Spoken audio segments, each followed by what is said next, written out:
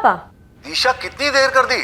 10 बज रहे हैं, तो मौसम भी खराब हो रहा है। पापा वो एक ब्राइडल मेकअप का आ गया था, इसीलिए लेट हो गया। अभी बस निकल ही रही हूँ मैं। हाँ ठीक है।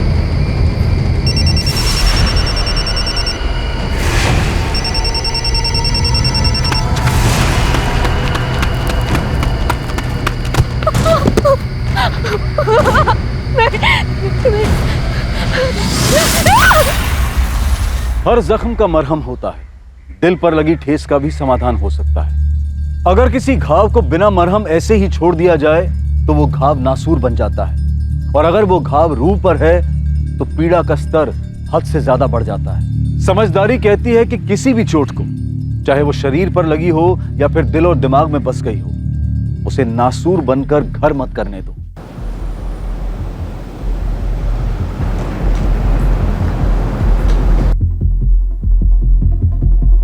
बोला, ये प्रसाद बांट दो सब में।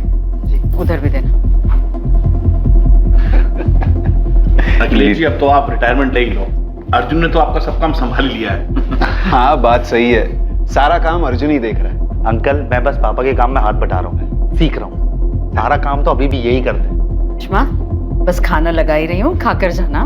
खुद कब तक ऐसे ही काम करती रहेगी? बहू ले आ, काम में हाथ बढ़ जाएगा। हाँ हाँ, अब अर्जुन की शादी करवा ही दो। कब तक ये सुबोध के चक्कर में ऐसे?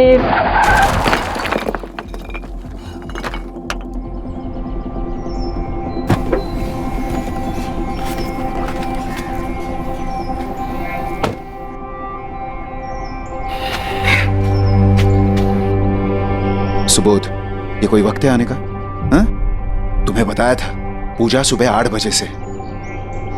1 बज रहे हैं। रहने दी जनाब। अरे क्या? रहने दीजिए। सुबोध, जा अंदर जाओ और हाथ मुंह धो ले, मैं प्रसाद लेकर। क्या माँ, तुमको मैंने कितने बार बोला ये भगवान और पूजा के ढोंग में मुझे मत शामिल किया करो। तुमको समझ में नहीं आता क्या? सुबोध, ये कोई तरीका है माँ से बात करने का? यही तरीका है तुम दोनों से बात करने का, क्योंकि और कोई तरीका तुम दोनों को समझ में नहीं आता। तुम्हें? पापा, सुबोध भाई, संभालो अपने आप को। अंदर चल के बात करते हैं। आ गया मेरे माँ बाप का लाडला बेटा मुझे समझाने के लिए। तू ना पहले खुद को देख, फिर मुझे समझा। अगर मेरा मुंह खुल गया ना तो यह नाटक धरा का धरा रह जाएगा।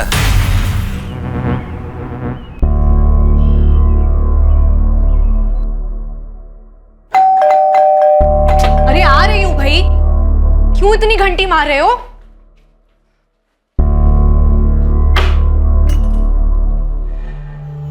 तुम अभी पूजा खत्म हो गई क्या?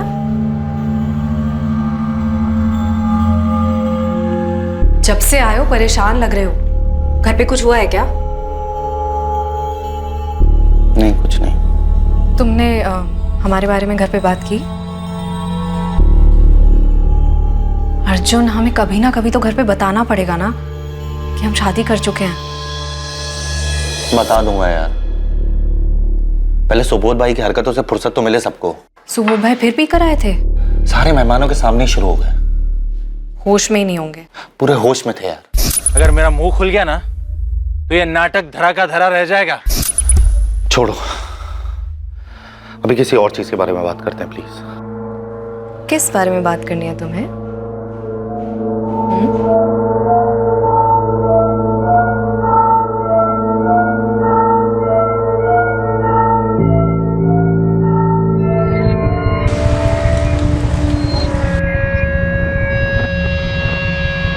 दिशा सक्सेना, आपके नाम का लेटर है।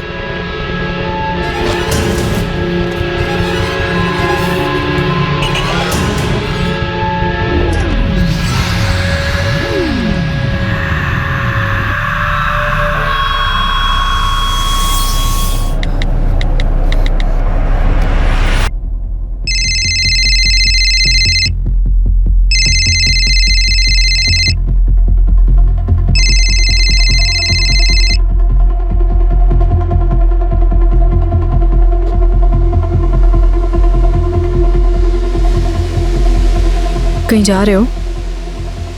हाँ, घर जा रहा हूँ। अब तक तो सुबोध भाई का नशा भी उतर गया होगा, पता नहीं क्या हो रहा होगा घर में। पापा वो एक ब्राइडल मेकअप का आ गया था, इसीलिए लेट हो गया। अभी बस निकल ही रही हूँ मैं। हाँ ठीक है।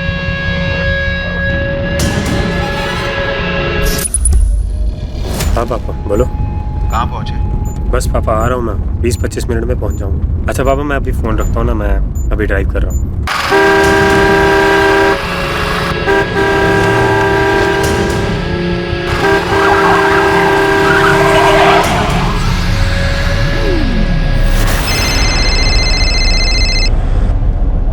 हेलो पापा।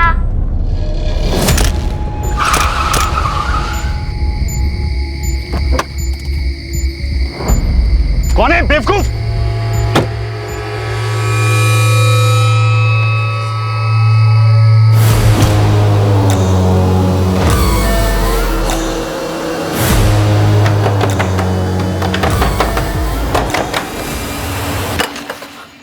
दिशा, अरे ये क्या हालत हुई तुम्हारी? कहीं एक्सीडेंट हुआ क्या? नहीं, बस पैर फिसल गया था पापा पानी में।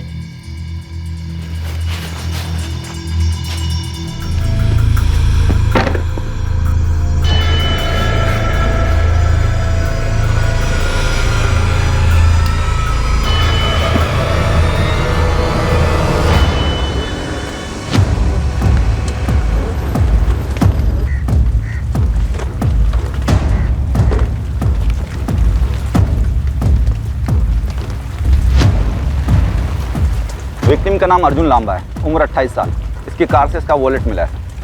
यही विलासनगर का रहने वाला है, बंगलो नंबर 34। फैमिली कंफर्म किया? हाँ सर, कर दिया। कार के ऊपर एक्शेल्स मिले हैं। किसने कार पे जानबूझकर अंडे फेंके ताकि ये अर्जुन कार से उतरे और किलर्स का मर्डर कर सके। कौन है बेवकूफ? मारने वाला नहीं चाहता था कि इसके बचने को चांसेस हैं। हाँ सर, इसके वॉलेट में भी पैसे हैं। इसका मोबाइल फोन मिला? नहीं सर। ये एक प्लान मर्डर लग रहा है, शायद कोई पुरानी दुश्मनी हो सकती है।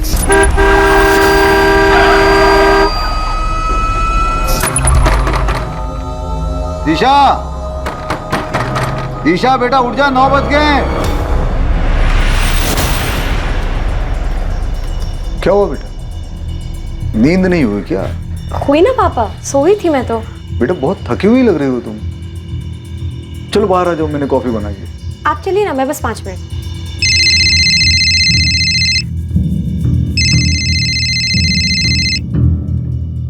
तो उठा क्यों नहीं रही हो? किसका फोन है? कुछ नहीं पापा, अननोन नंबर है। क्रेडिट कार्ड कंपनी वालों का होगा। आप चलिए ना, मैं बस अभी आई। अर्जुन! आपको कुछ समझ में आ रहा है? हमारा बेटा मारा गया है। जिसने भी मेरे अर्जुन को मारा है, मैं उसे जिंदा नहीं छोड़ूंगा। अखिलेश जी शांत हो जाइए। इस वक्त आप पर क्या गुजर रही है मैं समझ सकता हूँ। हमने इन्वेस्टिगेशन शुरू कर दी है, कोई ना कुछ सुराग जरूर मिल जाएगा। लेकिन अर्जुन के कातिल तक जल्द से जल्द पहुंचने के लिए हमें आपकी मदद की जरूरत है। अर्जुन कल रात कहाँ गया था? वो देर रात तक अपने दोस्तों के साथ था। मेरी करीब 11 बजे उससे बात हुई। वो बोला पापा 20-25 मिनट में घर आ रहा हूँ, और फिर उसका फोन बंद हो गया। हमें लगा कि शायद वो वापस पार्टी में चला गया हो, शायद उसका फोन वहां जाकर बंद हुआ हो। अर्जुन की किसी से कोई दुश्मनी? हाल फिलहाल में उसका किसी से कोई झगड़ा हुआ? अर्जुन झगड़ा करने वाला लड़का था ही नहीं। वो सबके साथ अच्छे से बात करता था। काम क्या करता था अर्जुन? दिल्ली में हमारी एक प्रिंटिंग प्रेस है, लांबा प्रिंटिंग। और दिल्ली और गुरुग्राम में पुरानी प्रॉपर्टी और कुछ शॉप्स हैं जो रेंट पे दी हुई है। अर्जुन पहले से ही रेंट कलेक्ट करने का काम संभालता था, और पिछले 1 साल से प्रिंटिंग प्रेस का भी काम संभालने लगा था। अखिलेश जी जान सकता हूँ आपके घर में और कौन कौन? मैं, मेरी पत्नी, बड़ा बेटा सुबोध। और आपका बड़ा बेटा सुबोध, वो कहाँ है? वो नहीं आया? सुबोध कल शाम को ही कुछ काम से गुजरात चला गया। उससे बात हुई है, कुछ देर में आता ही होगा। आपके दोनों बेटों का आपस में रिश्ता कैसा था? ये कैसा सवाल है? दोनों सगे भाई हैं। छोटे मोटे झगड़े होते थे। तो आपको लगता है ऐसा कोई नहीं था जो आपके बेटे की जान लेना चाहता था या उससे नफरत करता था? जान लेना तो नहीं पता, पर वो नीलिमा, नीलिमा कौन? अर्जुन की पत्नी। 4 साल पहले दोनों का डिवोर्स हुआ है। तो आपको ये क्यों लगता है कि नीलिमा अर्जुन को नुकसान पहुंचाना चाहेगी, वो भी 4 साल बाद? उन दोनों के बीच में कुछ हुआ था अभी हाल फिलहाल? बड़ा तो कुछ नहीं हुआ था, और मुझे नहीं लगता कि नीलिमा अर्जुन की जान लेना चाहेगी। पर पिछले कई महीनों से उन दोनों में बहुत झगड़े होते थे। झगड़े किस बात को लेकर होते थे? अर्जुन और नीलिमा के बेटे कुणाल की कस्टडी को लेकर। हेलो पापा। कुणाल बेटा, मैं आपको फोन करता हूँ वापस। नीलिमा और अर्जुन की शादी 7 साल पहले हुई, 2012 में। लव मैरिज थी। 2 साल बाद कुणाल पैदा हुआ, फिर उसके बाद उनके बीच झगड़े होने लगे।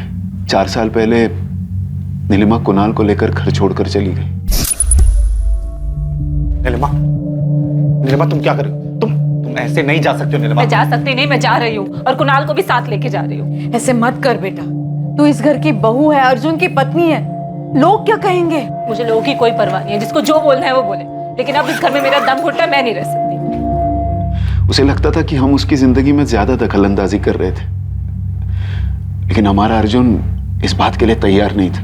और फिर एक दिन नीलिमा कुणाल को लेकर घर छोड़कर चली गई। वो हमारे बेटे को हमसे अलग नहीं कर सकी, पर पोते को छीन ले गई। अर्जुन कुणाल से बहुत प्यार करता था, इसीलिए उसकी कस्टडी के लिए अदालत में केस भी फाइल किया उसने। ये कस्टडी का केस कब किया था? यही हाल फिलहाल में, कुछ 6 महीने पहले। पर इतने सालों बाद क्यों? अर्जुन पहले अपने काम में सेट होना चाहता था, ताकि अदालत उसे मना न कर सके। तो आप लोगों को लगता है कि शायद कुणाल की कस्टडी की वजह से नीलिमा ने अर्जुन को मरवाया?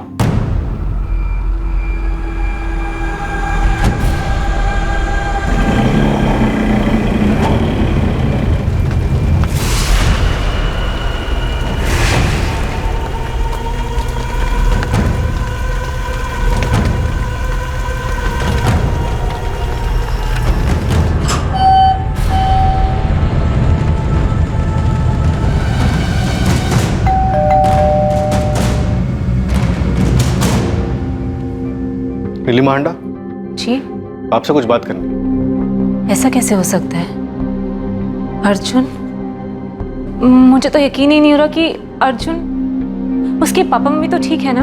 आपको वाकई में अर्जुन की इतनी फिक्र है कि हमारे सामने नाटक कर रही है? क्योंकि आशा और अखिलेश लांबा जी ने तो कहा है कि आप उन्हें इतना नापसंद करती थी कि आपने अर्जुन को डिवोर्स दे दिया। हाँ, मैंने अर्जुन से डिवोर्स मांगा था, लेकिन इसलिए नहीं क्योंकि मैं उसके पापा मम्मी के साथ एडजस्ट नहीं कर पा रही थी। बस बहुत हो गया, हर बार तुम्हारा ये नाटक देख के ना मैं से सहा नहीं जाता अभी। बस नीलिमा, मम्मी पापा को क्यों बीच में घसीट रही? मैं किसी को नहीं घसीट रही हूँ। अर्जुन, क्या बात है? मैं आपको बताती क्या, इनफैक्ट दिखाती हूँ। ये देखिए, घर में बीवी है, बच्चा है, उसके बावजूद भी आपका ये लाडला बेटा बाहर मुंह मारने से बाज नहीं आता। और ये पहली बार ऐसा नहीं हुआ, पहले भी कई बार मैंने इसके फोन पे घटिया लड़कियों के मैसेजेस देखे। अब ना मुझसे बर्दाश्त नहीं होता, मैं और सहन नहीं कर सकती, मैं चुप नहीं बैठूंगी बस। कैसी बातें कर रही हो तुम बहू? ठीक है, गलती हो गई उससे, पर देखो बहू, घर की बात अगर घर में रहे ना तो ही अच्छा होता है। मम्मी, आप ये कैसी बातें कर रही हैं? आपका ये बेटा मुझे धोखा दे रहा है। देखो नीलिमा, तुम इस घर की बहू हो, उसके चलते तुम्हारा फर्ज बनता है इस घर की, इस परिवार की गरिमा को बनाए रखना। अर्जुन जो भी करता हो, जहां भी जाता हो, लौट कर तो तुम्हारे पास ही आता है ना। मुझे नहीं पता था कि इस घर में रहने वाले लोगों की सोच इतनी घटिया है। अब तो मैं इस घर में 1 मिनट भी नहीं रहूंगी। बहुत लिहाज कर लिया मैंने, 1 मिनट भी नहीं रहूंगी मैं यहाँ पे। मेरी और अर्जुन की लव मैरिज हुई थी, पर मुझे नहीं पता था कि अर्जुन ऐसा निकलेगा। जब अर्जुन ने कुणाल की कस्टडी लेने के लिए केस किया तो आपको तो बहुत गुस्सा आया होगा। हाँ, आया था गुस्सा। इतने साल से मैं अपने बेटे कुणाल को संभाल रही हूँ, माँ और बाप दोनों का प्यार मैं दे रही हूँ, फिर अचानक 3 साल के बाद उसे अपने बेटे पे इतना प्यार कैसे आ गया? पहले तो नहीं आया था उसे, पहले तो वो कभी कभार ही मिलने आता था जब उसका मिलने का मन करता था। और ये आपका रिवॉर्ड, पापा के फोन पे सारी आइसक्रीम गिरा दी। तुम यहाँ क्या कर रहे हो? अपने बेटे से मिलने आया था। आ नहीं सकता हूँ क्या? मैं कुणाल को लेकर जा रहा हूँ, आज रात को वापस ले आऊंगा। हमारा भी हक बनता है उस पर। उसके बाद जब भी अर्जुन कुणाल को अपने घर लेके जाता, तब रात में देर हो गई ये बहाना करके कुणाल को वहीं रोक लेता था। अर्जुन कुणाल के लिए गिफ्ट्स लाने लगा। कुणाल बच्चा है। धीरे धीरे कुणाल को इन सब चीजों की आदत होने लगी और उसकी जिद बढ़ती ही चली गई। फिर अचानक 6 महीने पहले अर्जुन ने कस्टडी का केस कर दिया। आप बताओ, मुझे गुस्सा नहीं आएगा? और उसने मुझे धमकी भी दी कि वो पैसों के दम पे ये केस भी जीत जाएगा। और मैं नहीं चाहती थी कि मेरा बेटा ऐसे घर में पले बड़े जिनकी सोच इतनी घटिया है। और आपने अपने बेटे को खोने के डर से अर्जुन को मरवा दिया। ये आप क्या बकवास कर रहे हैं? देखिए, मैं एक इंडिपेंडेंट औरत हूँ, खुद कमाती हूँ, अपने बेटे को इतने सालों से संभाल भी रही हूँ और केस भी जीत जाती। मुझे अर्जुन का कोई डर नहीं था। लेकिन अभी तो आपने कहा कि कुणाल के माँ बाप पैसे वाले, तो हो सकता है आपको ये डर हो कि अर्जुन पैसा खिला विला के ये केस जीत जाता। आप ना जबरदस्ती मुझे इस केस में घसीट रहे हैं। मैंने कुछ नहीं किया। उसके घर वालों ने आपको मेरे पीछे लगाने से पहले अपने घर में नहीं देखा। उन दोनों भाइयों की आज तक नहीं बनी। सुबोध भाई अर्जुन की शक्ल भी देखना पसंद नहीं करते थे, नफरत करते थे उससे। नीलिमा जी, आपने कुछ किया है या नहीं ये तो वक्त ही बताए, लेकिन फिलहाल बिना हमारी परमिशन के आप ये शहर छोड़कर नहीं जा सकते। लेकिन पर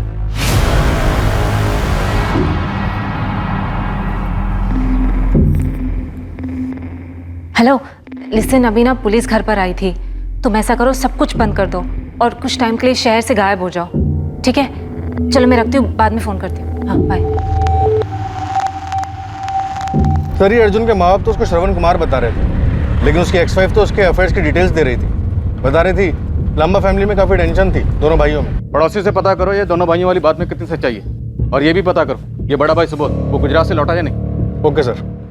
पता नहीं सर, पर पिछले 1 साल में जब से अर्जुन ने काम संभाला था, उसका बड़ा भाई सुबोध उससे बहुत चिढ़ने लगा था।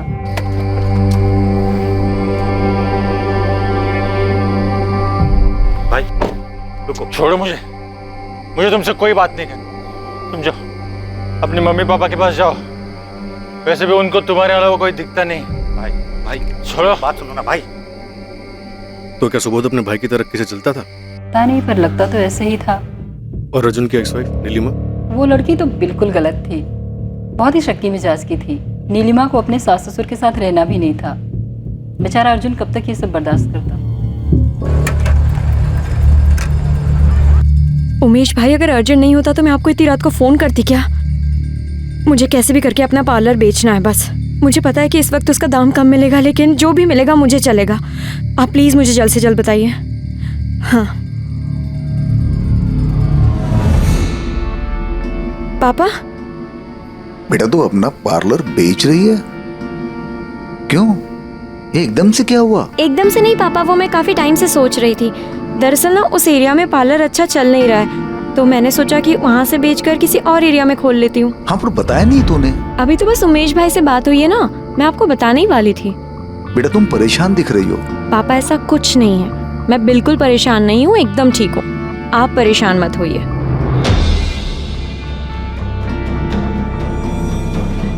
सर, अर्जुन की पोस्टमार्टम रिपोर्ट आ गई। इसके मुताबिक अर्जुन के सर पे 3 से 4 बार वार किए और उसके बाद उसका गला काट दिया। कुमार कोई तो है जो अर्जुन से नफरत करता, इतनी ज्यादा नफरत कि वो चाहता ही नहीं था कि अर्जुन जिंदा बचे। सुबोध कहाँ है? पता नहीं आशा, कल से उसका फोन मिला रहा हूं। पुलिस को तो झूठ बोल दिया और अभी तक उसका कुछ पता नहीं चला। रे सुबोध, कहां थे तुम? कितने फोन, कितने मैसेजेस किए, कुछ खबर है तुम्हें? सुबोध, अर्जुन, किसी ने अर्जुन? हाँ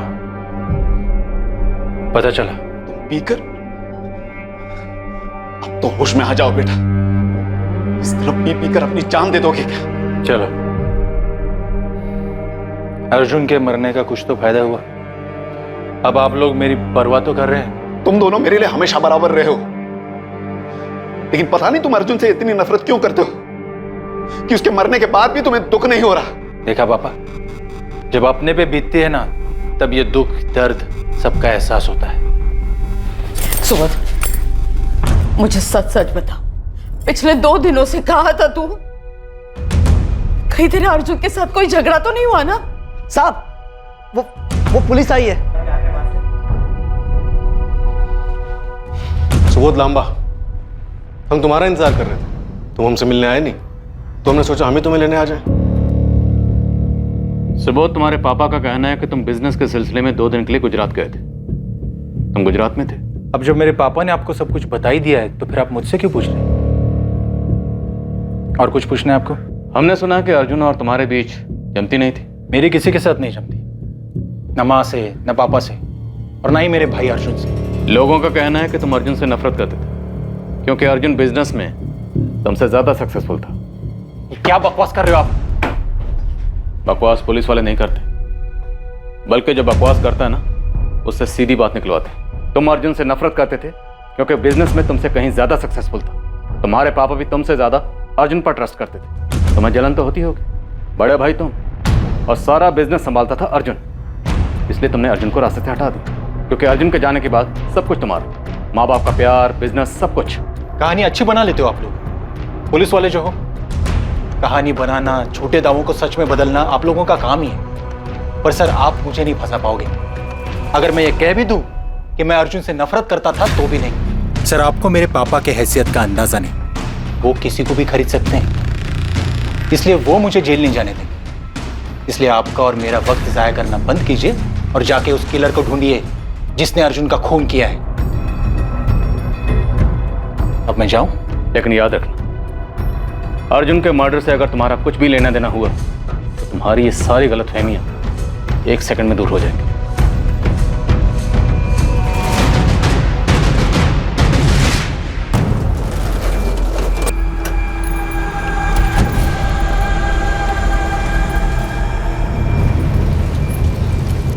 दिशा, ये पार्लर मैंने ही तुम्हें दिलवाया था। जानता हूँ कितनी खुश थी तुम, फिर क्यों इतने हड़बड़ी में इतने कम पैसों में इसे बेच रही हो? दरअसल मैं और पापा गुरुग्राम से शिफ्ट हो रहे हैं, बस इसीलिए, और कोई बात नहीं है। Thank you.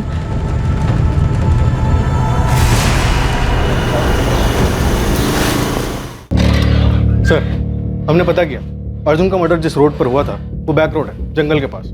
वहाँ आसपास कोई सीसीटीवी कैमरा नहीं है। मतलब अर्जुन के कातिल ने सोच समझ के ऐसी जगह चुनी जहाँ उसके पकड़े जाने का कोई चांस ना हो। Right sir. सर, ये अर्जुन के कॉल रिकॉर्ड्स और लोकेशन रिकॉर्ड्स हैं। अर्जुन को आखिरी कॉल नीलिमा का आया था। हेलो पापा। कुणाल बेटा, मैं आपको फोन करता हूँ वापस। नीलिमा उसकी एक्स वाइफ? हाँ सर, जब उससे पूछा तो उसने बताया कि उनके बेटे कुणाल को अर्जुन से बात करनी थी, इसलिए कॉल किया था। इस नीलिमा के कॉल रिकॉर्ड्स निकलो। सालों की खटास थी, हो सकता है जहर में तब्दील हो गई। अर्जुन के कॉल रिकॉर्ड्स में पता चला है कि ये किसी पल्लवी गुप्ता के साथ रेगुलर टच में था। इनफैक्ट जिस दिन अर्जुन का मर्डर हुआ, यानी 12 जुलाई को, उस दिन भी इन दोनों की बात हुई थी। शाम 3 बजे से 5 बजे तक अर्जुन का सेलफोन लोकेशन पल्लवी के घर का एरिया ही था। ये पल्लवी यहाँ गुरुग्राम में सेक्टर 36 में रहती है, नियति अपार्टमेंट्स में। पल्लवी गुप्ता? अब ये पल्लवी गुप्ता कौन है? अर्जुन के घर वालों ने तो इसके बारे में कुछ नहीं बताया। सर, पल्लवी का फोन ट्राई किया था लेकिन स्विच ऑफ जा रहा है।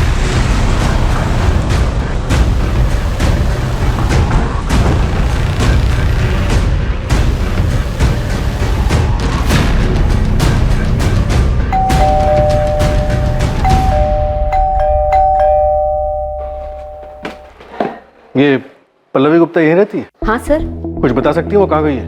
नहीं सर, मुझे नहीं पता। कभी इसे देखा है पल्लवी के घर आते जाते? ये तो अर्जुन है, पल्लवी का पति। ये तो यही रहता है। पति? अर्जुन का 3 रात पहले मर्डर हो गया, हमें पल्लवी से बात करनी। क्या? अर्जुन का मर्डर? आप पल्लवी और अर्जुन को कब से जानते हैं? पिछले 5 महीनों से, जब से ये दोनों यहाँ इस सोसाइटी में शिफ्ट हुए थे। और आखिरी बार आपने अर्जुन को कब देखा था? 3 दिन पहले। वैसे मैं ताका झाकी नहीं करती, लेकिन उस दिन काफी लंबी लड़ाई हुई थी दोनों के बीच में, और अर्जुन काफी गुस्से में निकला था घर से। अरे यार, कहाँ की बात कहाँ लेके जा रही हो यार?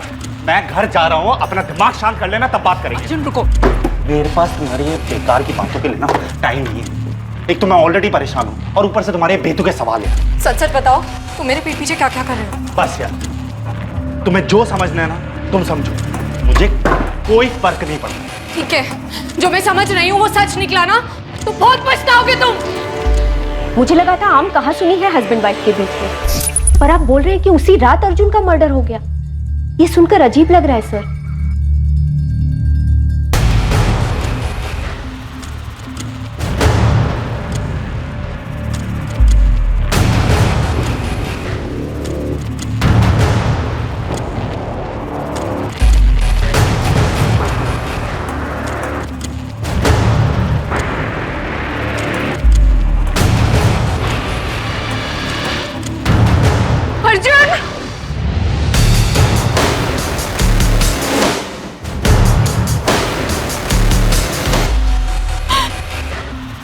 कौन हो? मैं पल्लवी, मैं अर्जुन की पत्नी हूँ।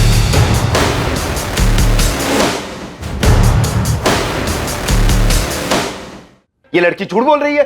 अर्जुन ने कभी इसके बारे में हमें कुछ नहीं बताया। ये जबरदस्ती मेरे अर्जुन का नाम खराब करने की कोशिश कर रही है। मेरा अर्जुन हमें बिना बताए कभी शादी नहीं कर सकता। सर मैं सच बोल रही हूँ, अर्जुन और मेरी शादी हुई है 5 महीने पहले, 3 फरवरी 2019 को। तुम हमारे बेटे की मौत का फायदा उठा रही हो। अर्जुन की पत्नी होने के नाम पर उसकी प्रॉपर्टी पर हक जमाने के लिए शादी की झूठी कहानी बना रही है। ऐसा कुछ नहीं है सर, अर्जुन और मैं प्यार करते थे एक दूसरे से, इसलिए हमने शादी की। और पूजा वाले दिन अर्जुन आपको सब कुछ बताने ही वाला था हमारे रिश्ते के बारे में, पर सुबोध भाई की बात की वजह से कुछ नहीं कह पाया। पल्लवी, हम तुम्हें कांटेक्ट करने की कोशिश कर रहे थे, तुम्हारा फोन बंद क्यों था? सर मेरा अर्जुन के साथ झगड़ा हुआ था।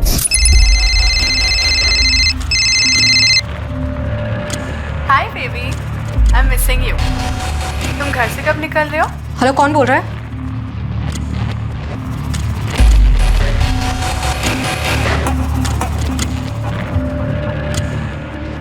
कहीं जा रहे हो?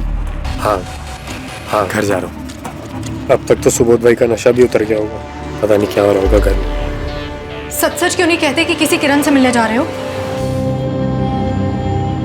क्या बकवास कर रही हो? बकवास मैं नहीं, बकवास तुम कर रहे हो। अभी तुम्हारी किरण का फोन आया था, बोल रही थी मिस कर रही है तुम्हें और पूछ रही थी घर से कब निकल रहे हो। मेरी आवाज सुनते ही तो उसने फोन काट दिया। किरण मेरी दोस्त है यार। दोस्त है? बेबी बुला रही थी तुम्हें। बेवकूफ नहीं हूं मैं, सब समझ आता है। ये मत सोचना कि मुझे धोखा देके तुम खुद बच जाओगे अर्जुन। अरे यार तुम कहाँ की बात कहाँ लेके जा रही हो पल्लवी? अभी मेरे पास टाइम नहीं है, मैं जा रहा हूँ घर पे। तुम अपना दिमाग शांत करो, हम बाद में बात नहीं, करेंगे। हम अभी बात अरे करेंगे। नहीं बात। सर उसके जाने के बाद मैंने उसके फोन का वेट किया, पर जब कुछ नहीं आया तो मैंने इरिटेट होकर फोन बंद कर दिया।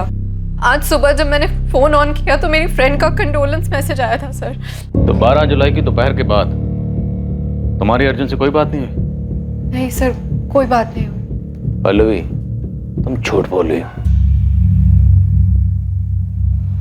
पल्लवी, ये है तुम्हारे और अर्जुन के फोन के कॉल्स और लोकेशन रिकॉर्ड्स। इसके मुताबिक 12 जुलाई की रात को अर्जुन के मर्डर से ठीक पहले तुम दोनों की लोकेशन एक ही थी, मंसूर मार्केट, सेक्टर 59। कहानी बिल्कुल सीधी है। तुम्हें लग रहा था कि अर्जुन तुम्हें धोखा दे रहे। तुम और अर्जुन मिले, तुम दोनों में बात हुई, बात झगड़े में बढ़ गई, तुम्हें गुस्सा आया और तुमने गुस्से में अर्जुन को मार दिया। नहीं सर, मैंने अर्जुन को नहीं मारा। सर मुझे शक था कि अर्जुन मुझसे झूठ बोल रहा है। मैं सिर्फ किरण को अपनी आंखों से देखना चाहती थी सर, बस। पल्लवी, अर्जुन के कॉल रिकॉर्ड्स में 12 जुलाई या उसके पहले और उसके बाद कभी किसी किरण ने फोन नहीं किया। यहाँ तक कि उसके कॉल डिटेल्स में भी कोई किरण नहीं है। पर सर ऐसा कैसे हो सकता है? सर मैंने खुद किरण का फोन उठाया था। सर मैं मानती हूँ कि मैं मंसूर मार्केट गई थी। जब किरण का फोन आया था तो उसने एक और बात बोली। Hi baby, I am missing you. मैं घर से अराउंड 7 बजे होटल शाइनिंग मून पहुंच जाऊंगी। तुम घर से कब निकल रहे हो? हेलो, कौन बोल रहा है? जब मैंने अर्जुन से इस बारे में पूछा तो उसने साफ साफ मना कर दिया, लेकिन मैंने उसे नहीं बताया कि होटल शाइनिंग मून जो कि मंसूर मार्केट में है उसके बारे में मैं जानती हूँ। क्योंकि सर अगर मैं उसे बता देती तो वो अपनी जगह चेंज कर लेते और मैं अर्जुन को रंगे हाथ पकड़ना चाहती थी, इसलिए मैं भी उस रात वहीं पहुंच गई। तो तुम्हें वहां किरण मिली?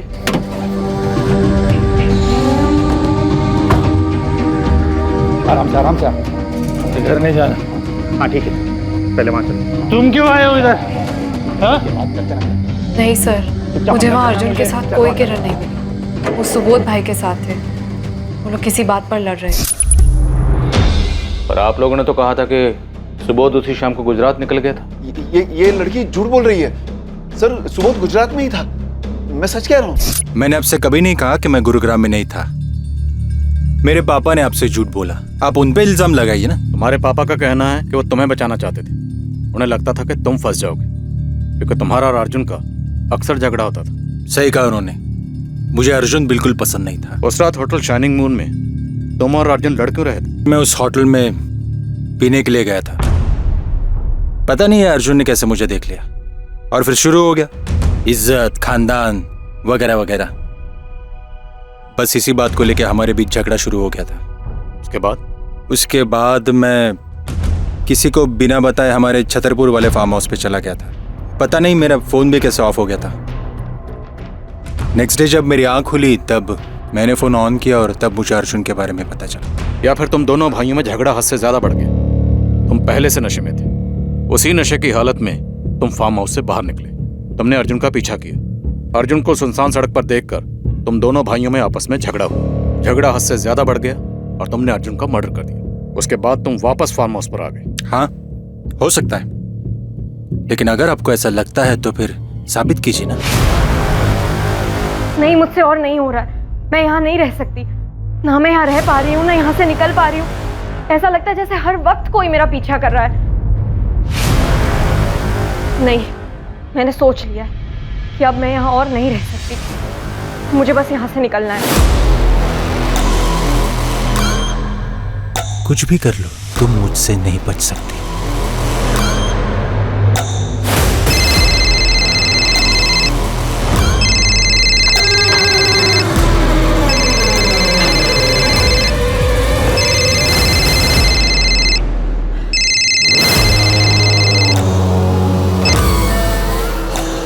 ब्यूटी पार्लर भेज दिया। तुम्हें लगता है तुम मुझसे बचकर भाग पाओगे? अपने पापा से बहुत प्यार करती हो ना तुम? उनकी आरती पर रोने के लिए तैयार हो जाओ। ब्यूटी पार्लर भेज दिया। तुम्हें लगता है तुम मुझसे बचकर भाग पाओगे? अपने पापा से बहुत प्यार करती हो ना तुम? उनकी आरती पर रोने के लिए तैयार हो जाओ।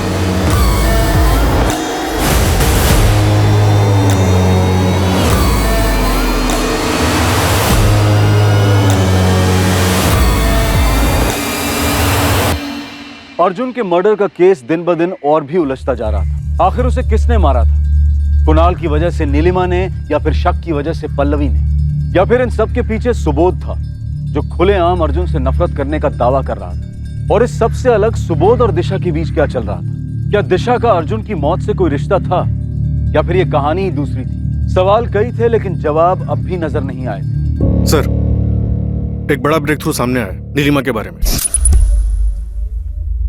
सर, नीलिमा के कॉल रिकॉर्ड से पता चला है कि वो पिछले 3 महीने से किसी सुनील सिंह नाम के बंदे के साथ रेगुलर टच में थी। इतना ही नहीं सर, 2 हफ्ते पहले सुनील सिंह के बैंक अकाउंट में 2 लाख रुपए ट्रांसफर भी किए गए थे। 2 लाख? हाँ सर। और सर, पिछले कुछ दिनों से अर्जुन के फोन की लोकेशन सुनील सिंह के फोन की लोकेशन से बार बार मैच हो रही है। और अर्जुन की मौत के अगले ही दिन से इसका फोन भी स्विच ऑफ। 12 जुलाई, जिस दिन अर्जुन का मर्डर हुआ, उस दिन भी लोकेशन सेम थी? नहीं सर, लेकिन हो सकता है कि ये प्लानिंग हो। वो अपना फोन घर पे छोड़कर गया हो। खबरों को काम पे लगाओ, लेकिन इस सुनील सिंह को हाजिर करो। Okay sir. सर, ये अर्जुन और पल्लवी की शादी की फोटो, दोनों की शादी मंदिर में हुई थी। 2 दोस्तों ने अटेंड भी किया था। मैंने दोनों से कंफर्म किया। सर, नियति अपार्टमेंट के फ्लैट एग्रीमेंट में भी यही लिखा है कि दोनों हस्बैंड वाइफ।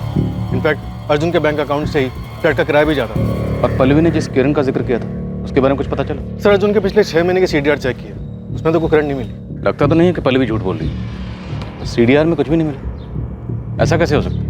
सर, दिल्ली कांति विहार पुलिस स्टेशन से कांस्टेबल सतीश चौधरी का फोन आया। वहाँ किसने अर्जुन लांबा के नाम की मिसिंग कंप्लेंट दर्ज कराई है। अर्जुन लांबा की मिसिंग कंप्लेंट? बात करो। हाँ सतीश, बोलो। अर्जुन लांबा मिसिंग केस की एक कंप्लेन आई है। ये मिसिंग कंप्लेंट दर्ज किसने करवाई? कंप्लेन किरण मखेजा ने किया है। उसका कहना है कि अर्जुन लांबा की पत्नी है।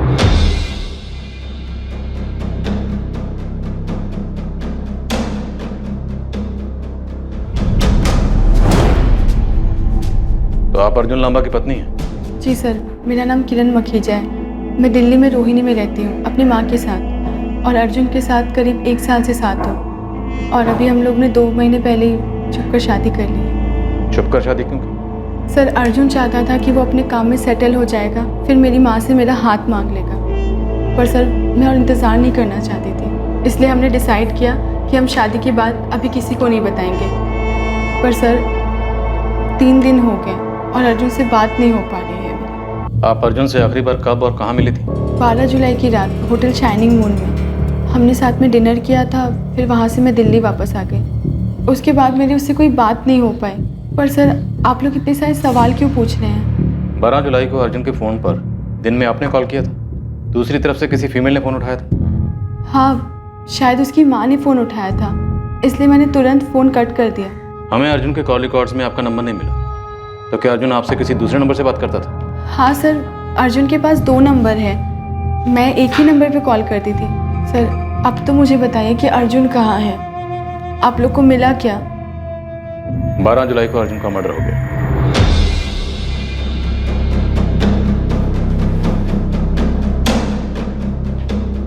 ये अर्जुन लांबा काफ़ी बड़ा खिलाड़ी था। एक्स वाइफ नीलिमा, दिल्ली में एक वाइफ किरण, गुरुग्राम में एक वाइफ पल्लवी, और इनके अलावा इसके दूसरे सिम के कॉल रिकॉर्ड्स में ऐसे कई लड़कियों के नंबर हैं जिनसे इसकी रेगुलर बात होती रहती है। एक फ़ोन में 2 सिम रख के लड़कियों को घुमा रहा था, झूठे वादे कर रहा था। तो हो सकता है इन लड़कियों में से किसी को अर्जुन के झूठ का पता चल गया और मार दिया अर्जुन को। हाँ जगन बोल।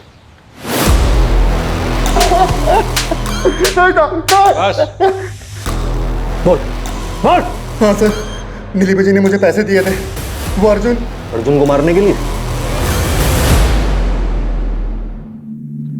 आपने अर्जुन की तस्वीर सुनील सिंह को दी और उसे कहा कि अर्जुन पर नजर रखें, और इस काम के लिए सुनील को 2 लाख रुपए दिए। हाँ, मैंने सुनील को पैसे दिए थे क्योंकि पिछले 6 महीने से अर्जुन मेरे बेटे कुणाल की कस्टडी लेने के पीछे पड़ा हुआ था। आपसे आपका बेटा छिन जाता, इसी डर की वजह से आपने अर्जुन को मरवा दिया। जी नहीं, मैंने अर्जुन को नहीं मरवाया है, और मैं सुनील को बचपन से जानती हूँ। इसलिए मैंने सुनील से मदद मांगी कि वो अर्जुन का पीछा करे और उसके अफेयर्स की फोटो मुझे सेंड करे। कोर्ट में अपना केस स्ट्रांग बनाने के लिए मुझे अर्जुन के खिलाफ सबूत चाहिए थे। अगर आप सच कह रही हैं तो ये बात आपने हमें पहले क्यों नहीं बताई, और सुनील सिंह को भाग जाने के लिए क्यों कहा? क्योंकि मैं अर्जुन के पापा मम्मी को अच्छे से जानती हूँ। अगर उन्हें ये बात पता चलती तो ये बात वो मेरे खिलाफ इस्तेमाल करते, इसलिए मैंने पहले आपको नहीं बताया। सर, हमने शाइनिंग मून होटल के पास वाले सिग्नल्स की सीसीटीवी फुटेजेस चेक की 12 जुलाई की रात की। उसमें एक अजीब बात सामने आई। ये देखिए सर, ये स्कूटर अर्जुन की कार के ठीक पीछे 3 अलग अलग सिग्नल्स पे आकर रुका है। यहाँ तक कि अर्जुन ने जिस आखिरी सिग्नल से राइट लिया वो बैक रोड वाली लेन में जाने के लिए, वहां पर भी ये स्कूटर उसकी गाड़ी के पीछे आकर रुकी और इसने भी गाड़ी के पीछे पीछे राइट लिया।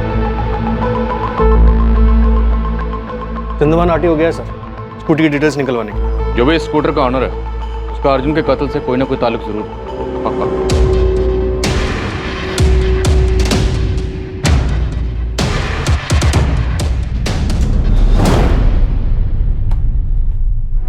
ये आप हैं?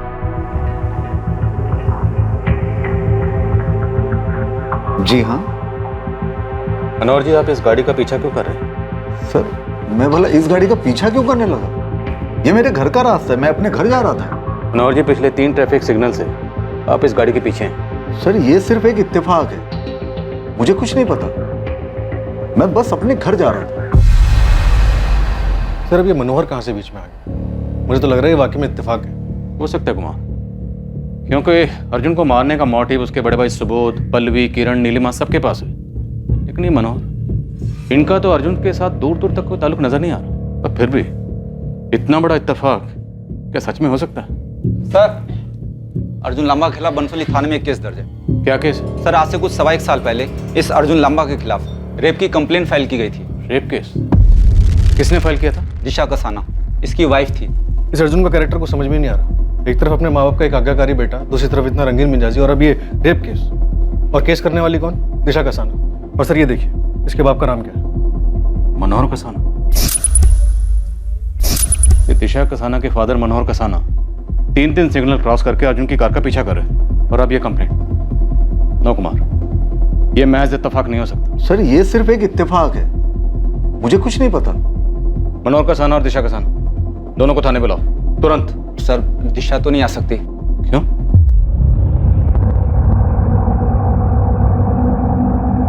मनोहर जी, सच क्या है ये आप भी जानते हैं, मैं भी जानता हूं, तो बेहतर यही होगा डिटेल्स आप खुद बता दें। मेरी बीवी के गुजरने के बाद मैं और मेरी बेटी दिशा, हम दोनों ही एक दूसरे का सहारा थे। हम खुश थे हमारी छोटी सी दुनिया में, लेकिन ये अर्जुन मेरी बेटी की जिंदगी में ग्रहण बनकर आया। शुरुआत में उसने मेरी बेटी के साथ दोस्ती करके उसे पाने की कोशिश की, लेकिन जब उसका हर एक पैंतरा नाकामयाब रहा तो उसने एक घिनौनी चाल चली। प्लीज आइए आइए।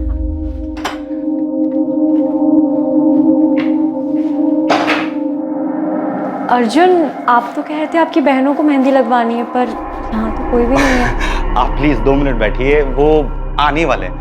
आप कुछ लेंगे? चाय? नहीं, thank you, I am good. Juice चलेगा एटलीस्ट? ओके। मैं लेके आता हूँ।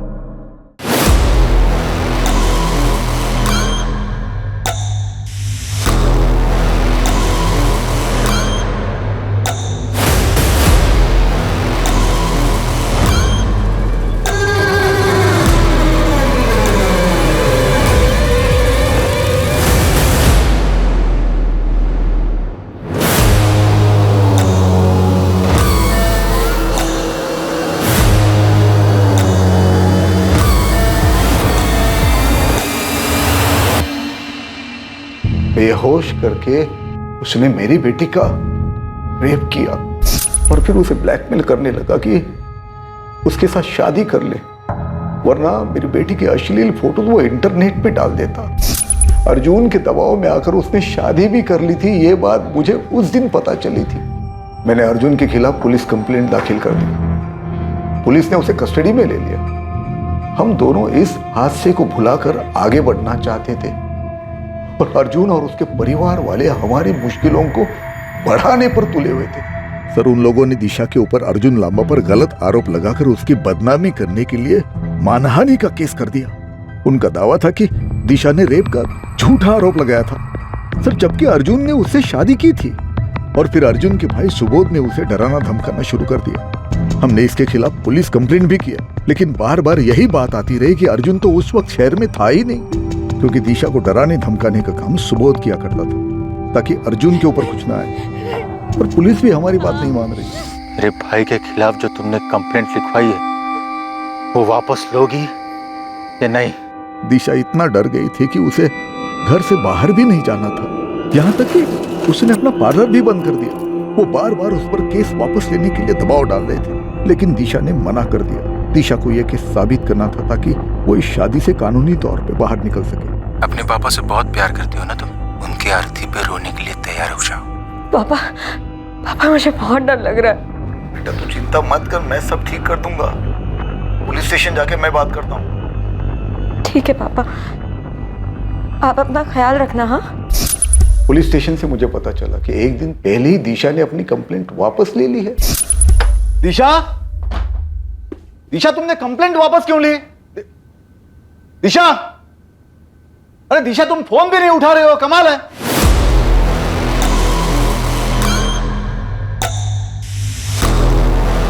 वो आखिरी धमकी, उससे तो वो बिल्कुल डर गई थी। शायद वो लोग मुझे जान से मार देंगे। फिर मैंने उसके मैसेजेस पढ़े, तब मुझे मालूम पड़ा कि उसने मुझे बचाने के लिए, इस सबसे दूर जाने के लिए अपनी जान दे दी। और अपनी बेटी की मौत का बदला लेने के लिए आपने अर्जुन को मार दिया। दिशा की मौत वाले दिन ही मैंने कसम खाई थी कि अर्जुन को उसके किए की सजा मैं खुद दूंगा। इसलिए दिशा की मौत के ठीक 1 साल बाद 12 जुलाई को मैंने अर्जुन को मारने का प्लान बना लिया। पूरे 1 साल तक मैंने अर्जुन के बारे में सारी इंफॉर्मेशन इकट्ठा की। मुझे पता था कि रात 9 और 1 के बीच में अर्जुन उस बैक रोड से अपने घर जाता है। उस वक्त उस रोड पर कोई नहीं होता।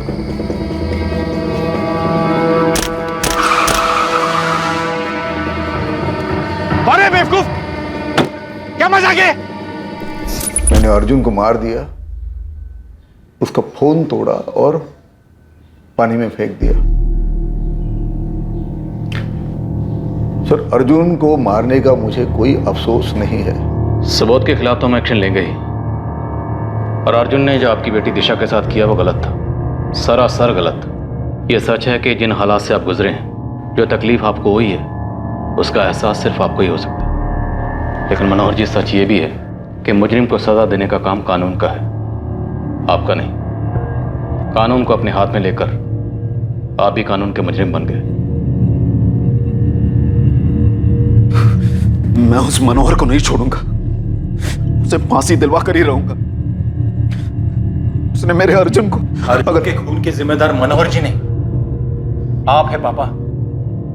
और सिर्फ आप नहीं, मां तुम भी हो, मैं भी हूं। सुबोध, क्या बकवास कर रहे हो तुम? जिस दिन हमें अर्जुन की घटिया हरकतों के बारे में पता चला, उसी दिन उसे पुलिस के हवाले करना चाहिए था, पर हमने क्या किया? उसकी घटिया हरकतों पे पर्दा डालते रहे। आज नीलिमा अपनी जगह बिल्कुल ठीक है, जो वो कुणाल को हमसे दूर रखना चाहती है, वरना बड़ा होकर कुणाल भी अर्जुन की तरह ही बन जाएगा। मुझे तो समझ में नहीं आता आप दोनों को नींद कैसे आती है। मुझे तो सोते जागते बस दिशा का डरा हुआ चेहरा ही नजर आता है। पीने के बाद भी कुछ नहीं होता। हम अर्जुन को बचा सकते थे, दिशा को भी बचा सकते थे, पर हमने कुछ नहीं किया। शायद हमारी यही सजा है कि हम इसी गिल्ट में जिंदगी भर जीते रहे। कानून को अपने हाथों में लेकर किसी को उसके किए अपराध की सजा देना गलत है। अपराधी को सजा देने का हक सिर्फ कानून और अदालत का है। अर्जुन दोषी था, उसने दिशा की जिंदगी के साथ खिलवाड़ किया था, जिसकी वजह से आखिर में दिशा ने आत्महत्या कर ली। लेकिन मनोहर का अर्जुन की हत्या करने का फैसला बिल्कुल गलत था। अगर समाज के सभी लोग इस तरह खुद ही अपराधी को सजा देने लगेंगे तो पूरी दुनिया में अराजकता फैलने में देर नहीं लगेगी। इसलिए जरूरी है कि हम सब रुक कर एक बार अपने आप पर गौर करें, ताकि आगे चलकर हम किसी ऐसी विचारधारा का समर्थन ना करें जो ना कि सिर्फ गलत है पर जिसके कारण समाज का पतन निश्चित है। देखते हैं हमारे आज के एपिसोड की दूसरी कहानी। अब तेरा कोई बहाना नहीं सुनूंगी मैं।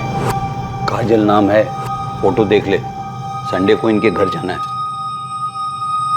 और सर्विस भी करती है ये लड़की, तेरे लिए बिल्कुल सही है, जैसी तुझे चाहिए।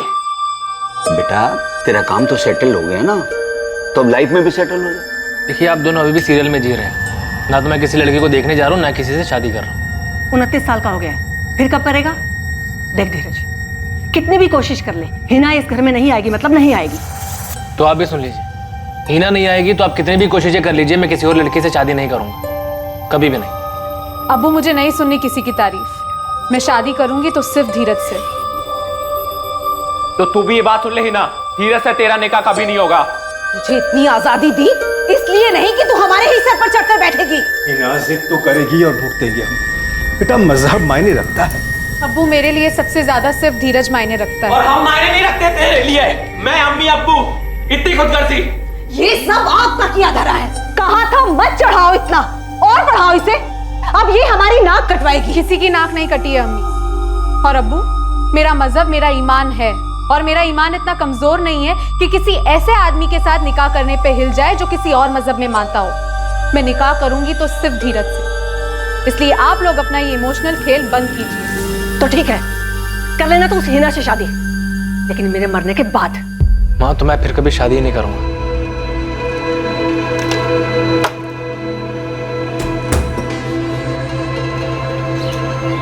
बहुत थक गया हूँ हिना। मैं भी। हमें चुनो या धीरज को चुनो, पूरी जिंदगी अपनी शक्ल मत दिखाना। अभी ये धमकियां बर्दाश्त नहीं होती है धीरज। माँ ने भी धमकी दी है, तुमसे शादी की तो वो कुछ कर लेंगी।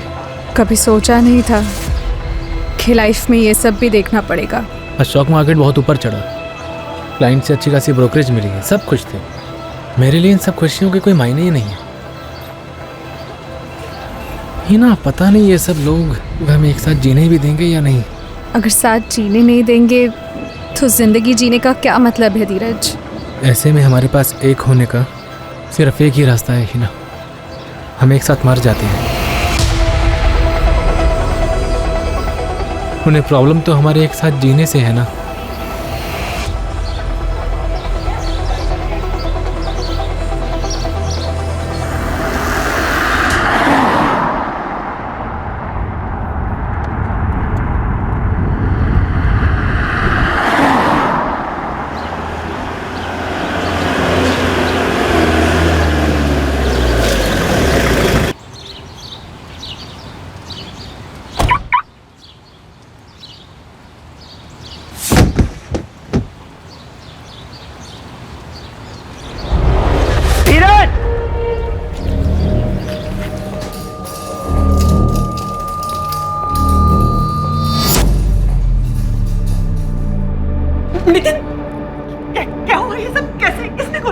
मालूम नहीं आंटी, पुलिस अभी ऑफिस कॉम्प्लेक्स पहुंची है, इंक्वायरी कर रहे हैं वो लोग। लेकिन ये हुआ कैसे नितिन?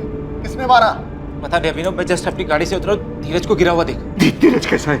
डॉक्टर ने क्या कहा? अभी कुछ नहीं बोला, अंदर लेकर गए हैं, लेकिन क्या नितिन? उसकी बॉडी में कोई हरकत नहीं थी। ब्रॉड डेड केस था ऑफिसर। स्कल के अंदर हमें एक गोली मिली। गोली सर के पीछे से होते हुए अंदर घुसी। डॉक्टर साहब सिर्फ एक गोली मिली है? जी हाँ, गोली चलाने वाला बहुत होशियार था, उसका निशाना बहुत पक्का था। जान लेने के लिए एक ही गोली काफी थी।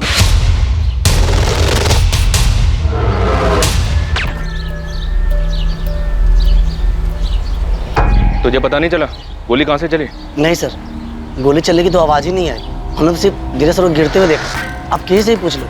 हाँ सर, हमने भी सिर्फ गिरते हुए देखा। ताज्जुब है सर, गोली चली लेकिन आवाज नहीं आई। टेरेस है? हाँ सर, और कॉम्प्लेक्स में सीसीटीवी भी लगे हैं। ऑफिस कॉम्प्लेक्स से secretary Ghanshyam ji CCTV footage देख रहे हैं, और उन्हें भी समझ नहीं आई गोली कहाँ से चली है।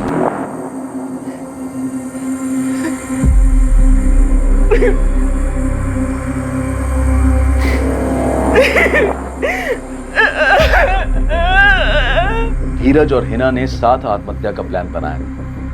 क्या ये उसी प्लान का हिस्सा था? अगर ये उसी प्लान का हिस्सा था तो क्या फिर इस प्लान का कोई दूसरा पहलू भी था? जांच में कई चौंकाने वाली बातें सामने आने वाली थी, जिनके बारे में धीरज के परिवार वालों को भी कोई अंदाजा नहीं।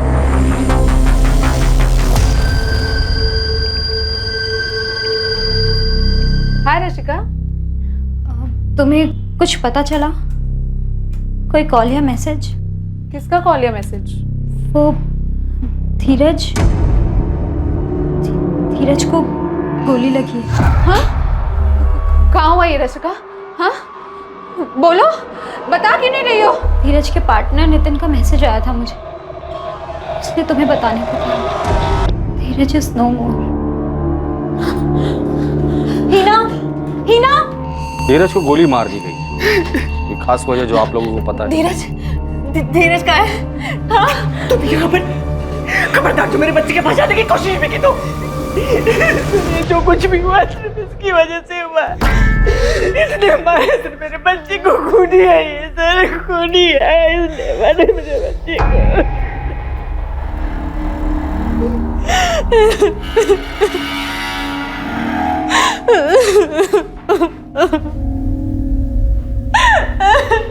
नाम क्या है तुम्हारा? हिना खान। सर जैसे ये हादसा हो गया हम लोगों ने तुरंत टेरेस चेक किया। हमें लगा कोई भाग ना जाए, इसलिए हम लोगों ने सीढ़ी और लिफ्ट दोनों बंद कर दी, लेकिन हमें कोई शूटर नहीं मिला। दूसरी सीसीटीवी का फुटेज रिवाइंड करो। जी। बस ये रोक दो, अब इसको स्लो मोशन में चलाओ। बस। मतलब गोली टेरेस से नहीं चली, गोली यहां से चली है, गेट के पास से। तो करो जरा गोली वहां से चली है, वो जो गेट के पास ग्रिल है वहां से।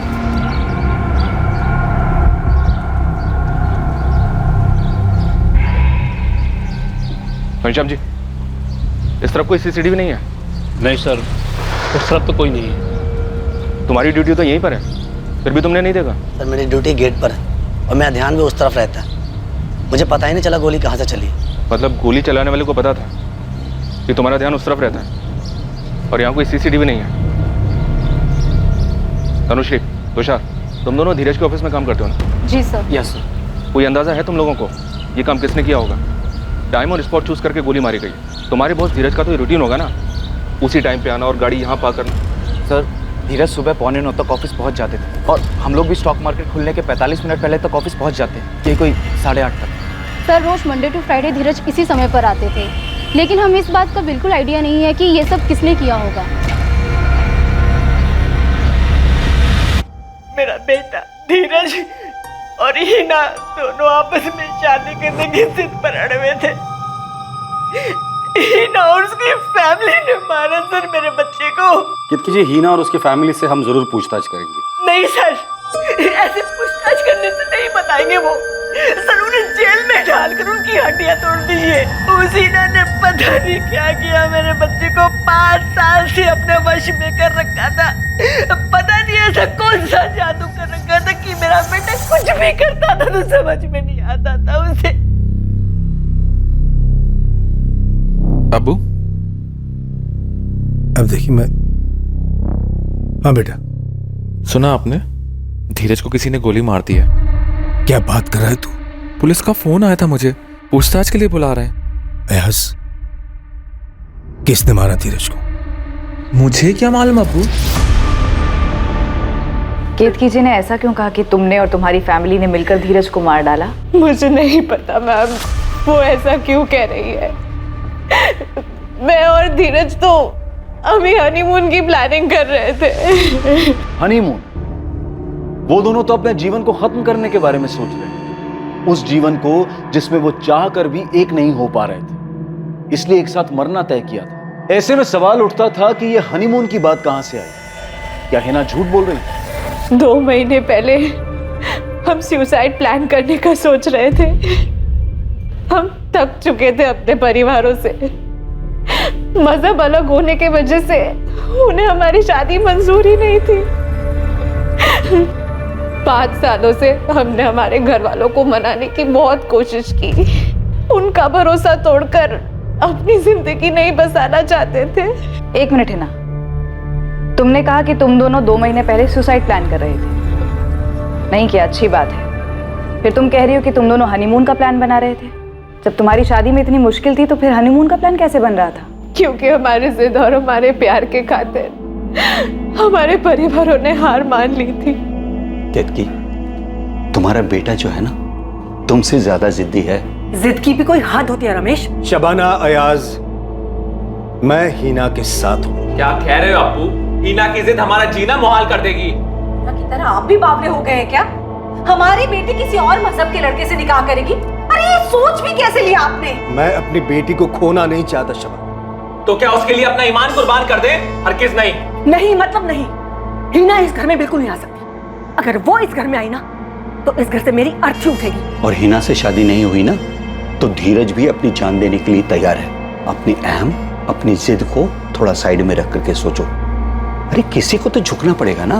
अगर झुकना है तो हीना को झुकना होगा अब्बू। अयाज सही बोल रहा है। किसी को झुकना नहीं पड़ेगा। हीना और धीरज ने तय किया है कि निकाह के बाद वो दोनों अपना अपना मजहब मानेंगे। इससे ज्यादा समझदारी वाला फैसला हो नहीं सकता। पिछले 5 साल में हम अपना चैन सुकून सब खो बैठे हैं। बस अब और नहीं। अब मैंने फैसला कर लिया। अब इस बात पर कोई बहस नहीं होगी। बस केतकी, मैंने अपना फैसला सुना दिया। धीरज हीना से ही शादी करना चाहता है और मुझे मंजूर है। 5 साल की रिलेशनशिप और इतनी जद्दोजहद के बाद धीरज और मेरी एंगेजमेंट हो पाई थी। लेकिन दोनों परिवारों में हर कोई खुश नहीं था। अगले महीने शादी थी हमारी। 5 साल तक दोनों के घर वाले शादी के खिलाफ थे। जब मान गए तब धीरज की हत्या हो गई। कुछ अजीब नहीं है। तुम लोग सुसाइड करने वाले थे ना? कहीं धीरज की हत्या उसी से तो जुड़ी नहीं है? वैसे प्लान क्या बनाया था सुसाइड का? हमने कोई प्लान नहीं बनाया था। बस तय किया था कि साथ में मर जाएंगे। लेकिन उसके पहले एक आखिरी कोशिश करना चाहते थे और उस कोशिश में हम कामयाब रहे। हमने सुसाइड को एक आखिरी ऑप्शन की तरह इस्तेमाल किया था।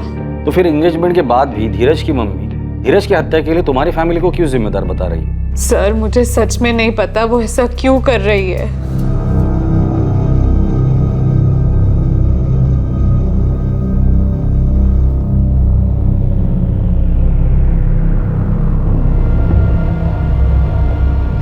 तू यहाँ भी आ गई? निकल यहाँ से। अरे कितनी बेशरम लड़की है, सुनाई नहीं देता तुझे? मैंने कहा ना छोड़ वहां से और अपनी शक्ल मत दिखाना मुझे। मैं आपको बताया ना, हमें कुछ नहीं पता इस बारे में। और आपको क्या पूछना है? अयाज, तुम, तुम्हारी अम्मी शबाना और अब्बू कलीम तीनों मुझे 15 मिनट के अंदर पुलिस स्टेशन में चाहिए। अगर नहीं पहुंचे तो हम वहां पहुंचेंगे और घसीट कर पुलिस स्टेशन लेकर आएंगे। लो भुगतो अब्बू। अभी तक पुलिस धीरज के कत्ल का इल्जाम लगा रही थी, अब धमकी दे रही है। अब हम लोग कितना भी बोल लें कि हमने कुछ नहीं किया है, वो हमारी नहीं मानने वाले।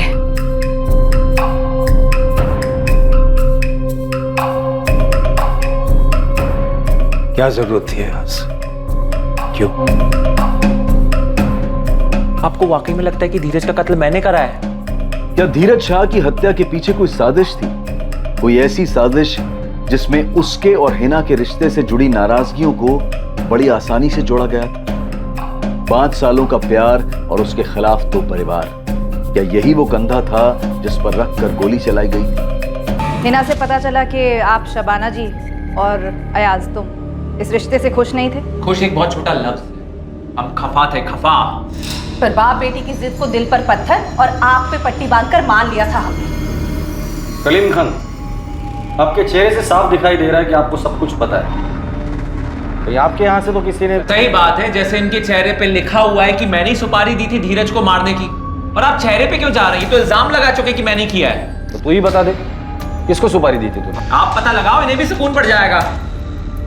अगर धीरज का कत्ल इसने किया है तो आप इसे छोड़िएगा। वाह, यही बाकी रह गया था। देखिए, पहले से ही इस धीरज की वजह से हमारे घर में दुख और तनाव का माहौल है। अब जब वो नहीं रहा तो हालात और बिगाड़ गए हमारे लिए। और आप जाके उस धीरज की माँ को उठाइए, वो भी तो इस रिश्ते के खिलाफ थी। धीरज एक मुसलमान लड़की से प्यार करता था, उसे शादी कर रहा था, तो क्या एक माँ बेटे को नहीं मरवा सकती? लेकिन नहीं, गोली चली तो आपने हमारे ऊपर उंगली उठाई। क्यों? क्योंकि हम मुसलमान हैं इसलिए। शांत रहे, फालतू में इस मर्डर केस को धर्म का रंग मत दे। हम दे रहे धर्म का रंग, वो लोग दे रहे हैं। वो लोग धर्म का रंग नहीं दे रहे हैं, उन्होंने सिर्फ उंगली उठाई है। हिना ने भी तो अयाज का नाम लिया है। बावली हो गई है ना 5 साल से। पहली बात तो ये सब कुछ होना नहीं था, और हो रहा है तो इसकी जिम्मेदार वो खुद है। पक्का सुपारी निकली थी सर। शूटर को धीरज के रूटीन का पता था, कहां से आता है, गाड़ी कहां पार्क करता है, ठोस प्लानिंग की थी। बिल्कुल सही स्पॉट चुना, साइलेंसर के साथ आया और टारगेट पर गोली चला दी। इतना सटीक निशाना कोई प्रोफेशनल शूटर होगा सर। इस अयाज के खिलाफ हमारे पास कोई सबूत नहीं, और उसके जताए हुए शक को भी नजरअंदाज नहीं कर सकते। धीरज की माँ भी इस रिश्ते से खफा थी। धीरज के भाई अभिनव से बात करते थे, मुझे काफी सुलझा हुआ लगा वो, शायद उससे कुछ पता चले। ठीक है, बात कर लो उससे, और धीरज के पार्टनर नितिन से भी बात कर। हो सकता है धीरज ने नितिन को कुछ बताया हो कि दोनों परिवारों का धीरज और हिना की शादी के लिए मान जाने के बाद भी उसे अयाज से कोई डर था। आप मुझसे पूछ रही है मेरी माँ ने धीरज की सुपारी थी उसको जान से मरवाने के लिए, वो भी अपने सबसे लाडले बेटे को। तुम्हारी माँ ने तुरंत हिना और उसकी फैमिली का नाम लिया, क्यों? बेवजह कुछ नहीं कहा उन्होंने। इस रिश्ते की रजामंदी में हिना की माँ और भाई दोनों खुश नहीं थे, ये साफ तौर पर दिखाई दे रहा था। अम्मी, हिना कहाँ है? रशिका के यहाँ रुकी हुई है। समझा उसको, बोल कि घर वालों के साथ नाटक ना करे। सुनेगी वो? कभी सुनी है उसने हमारी? और एक तेरे अब्बू। अयास, तेरे फोन रिकॉर्ड से पुलिस कोई केस तो नहीं बना बैठेगी? अम्मी, तुझे भी लगता है कि धीरज का कत्ल मैंने करा है? और वैसे भी फैमिली के खिलाफ सोचेगी तो बोलेगी भी वैसे ही, और तू भी यही सोच। ज्ञान मत झाड़ो कि धीरज और हिना खुश थे। नितिन, अनुष्य, तुषार, मुद्दे पर आओ और वो बताओ जो तुम तीनों जानते हो। सर, वो नितिन ने हमें एक बात बताई। सर, सिर्फ डाउट है, कुछ पक्का नहीं है। अच्छा पक्का हम देख लेंगे, तुम बस बताओ।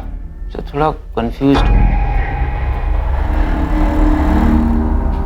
एक भाई दूसरे भाई को मार सकता है? भाई मत, अभिनव की बात कर रहे थे। अभिनव, तुमको इम्पोर्टेंट बात बताना तो नहीं भूल गए? नो मैम, आप मुझसे मेरी माँ के बारे में पूछ रही हैं और आप चाहती हैं कि मैं आपको ये बताऊं कि मेरी माँ ने सुपारी दी धीरज को मरवाने की। मैं आपको सब कुछ पहले ही बता चुका हूँ, और वैसे भी मैं अपनी वाइफ के साथ अलग रहता हूँ।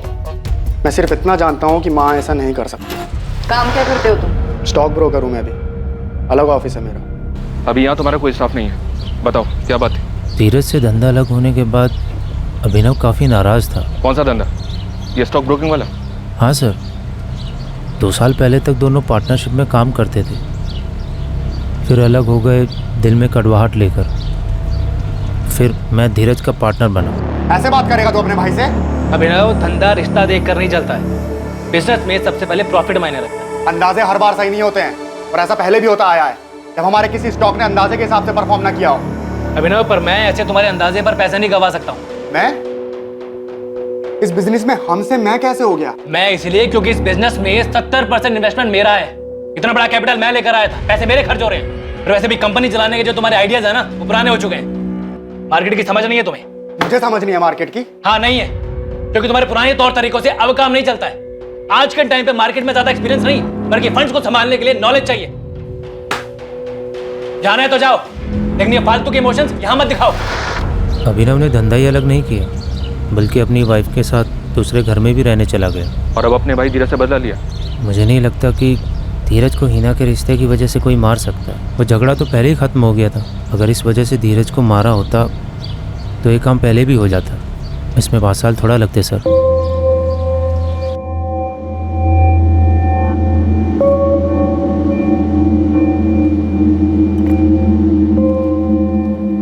सुनो, तुमको लगता है माँ ने किया होगा ये सब? अंजलि, माँ कैसे? वो किसी सुपारी किलर तक कैसे पहुंची होंगी? मैं सोच रही थी कि ऐसा भी तो हो सकता है ना कि माँ ने इसके लिए धीरज के ऑफिस में किसी से बात की हो।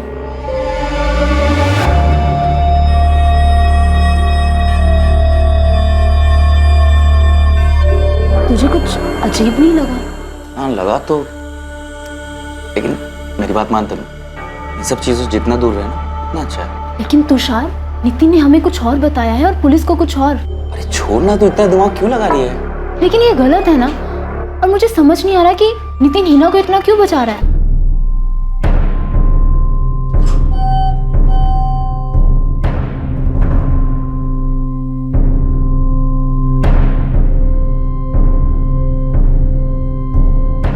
धीरज पर गोली चलाने वाला पुलिस की रडार से अभी तक कोसों दूर था।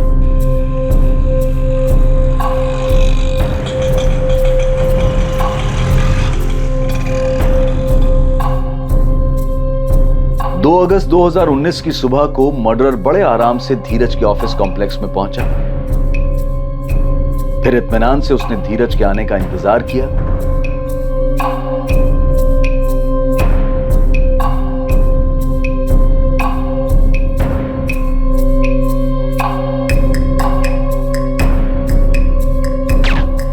वो जो काम करने आया था उसे बड़ी ही सफाई से अंजाम दिया, टारगेट पर निशाना लगाया और निश्चित होकर वापस चला गया।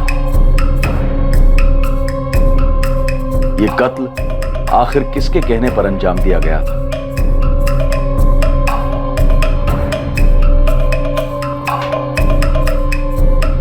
आज की भी छुट्टी ले लो हिना, और अपना मन थोड़ा शांत करो। हो सके तो धीरज की मॉम ने सोशल मीडिया पर एक पोस्ट शेयर की और उन्होंने धीरज के खून का इल्जाम लगाया है मुझ पर। ये फॉरवर्ड मैसेज मुझे आया रशिका। लेकिन आप ऐसा क्यों कर रही है माँ? माँ मत बोल मुझे। लेकिन आप क्यों कर रही है ऐसा मेरे साथ? क्योंकि तू इसी लायक है। जान लिया तूने मेरे बेटे की। मैंने कुछ नहीं किया है आंटी। आपने तो धीरज को मुझे आखिरी बार देखने भी नहीं दिया। आप नहीं समझ सकती मेरे दुख, मेरे तकलीफ को। मैं प्यार करती थी उससे, लेकिन आप ये शायद कभी जान ही नहीं पाएंगी। और मैं जानना भी नहीं चाहती। मेरे बेटे को छीना तूने मुझसे, मरने के बाद सीधा नर्क में जाएगी। और जब तक जिंदा है ना, तेरी जिंदगी को नर्क मैं बना दूं। हाँ? क्यों क्यों मारा धीरज को? हिना, हिना, ये मेरी और धीरज की जिंदगी थी। मैंने कभी तेरी जिंदगी में दखल दी? मार डालूंगी तुझे आज मैं। क्या कर रही हो हिना तुम? ये मेरी जिंदगी थी अबू। मैं कभी तेरी जिंदगी में नहीं आया, बल्कि उस कमीने धीरज की वजह से तूने हम सब की जिंदगी जहन्नुम बना दी थी। अच्छा वो मर गया वो धीरज, उस कमीने की वजह से तू हम सब से, अपने परिवार से दूर हो गई थी। हिना, तुम आओ मेरे पास, बैठ रही हो। संभालो अपने आप को। कैसे संभालो अब्बू? हाँ तो जो बोया उसको काटना। अब जो भुगत रहे थे और अब भी भुगत रहे हैं, उसका एहसास है तुझे? बस करो शबाना। बस करो तो इसे बोलना चाहिए था आपको, बहुत पहले। और तू मेरा गिरेबान पकड़ रही है। मैं रात भर पुलिस स्टेशन में था, तेरा नाम उछाला जा रहा है, उन्होंने मुझे मुजरिम मान लिया है। और वहां जाके मालूम क्या पड़ता है कि धीरज का खून उसके भाई अभिनव ने करा है। हाँ, माँ बाप सब मिले हुए हैं। भाई ने भाई का खून करा है और वो रोटियां हम पर सेक रहे हैं। जब तक हमारे सवालों के जवाब नहीं मिलते तू कहीं नहीं जाने वाला। बैठ। पहले सबूत ढूंढिए, फिर सवाल कीजिए मुझसे। तुम्हारी अपनी भाई के साथ रंजिश, अपनी माँ के साथ अनबन। अच्छा मौका मिला तुझे धीरज और हिना के रिश्ते के कंधे पर बंदूक रखकर गोली चलाने का। हाँ ठीक है, मैंने मारा धीरज को, गया उसके ऑफिस, निशाना लगाया, चला दी गोली। खुश? हीरो, तेरे भाई का मर्डर हुआ है, कोई फूड डिलीवरी नहीं हुई जो हम खुश हो जाएंगे। बैठ जा चुपचाप।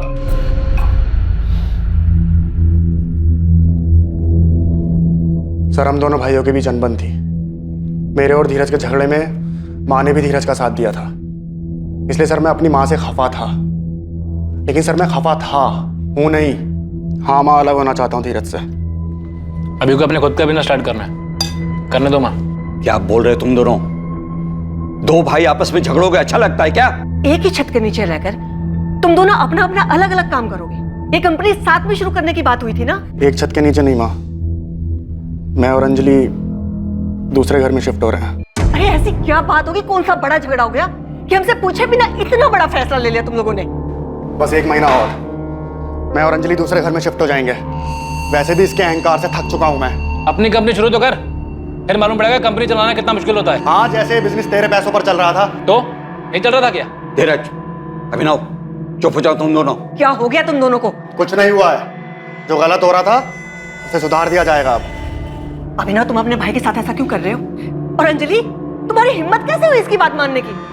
माँ, हमने साथ में तय किया है,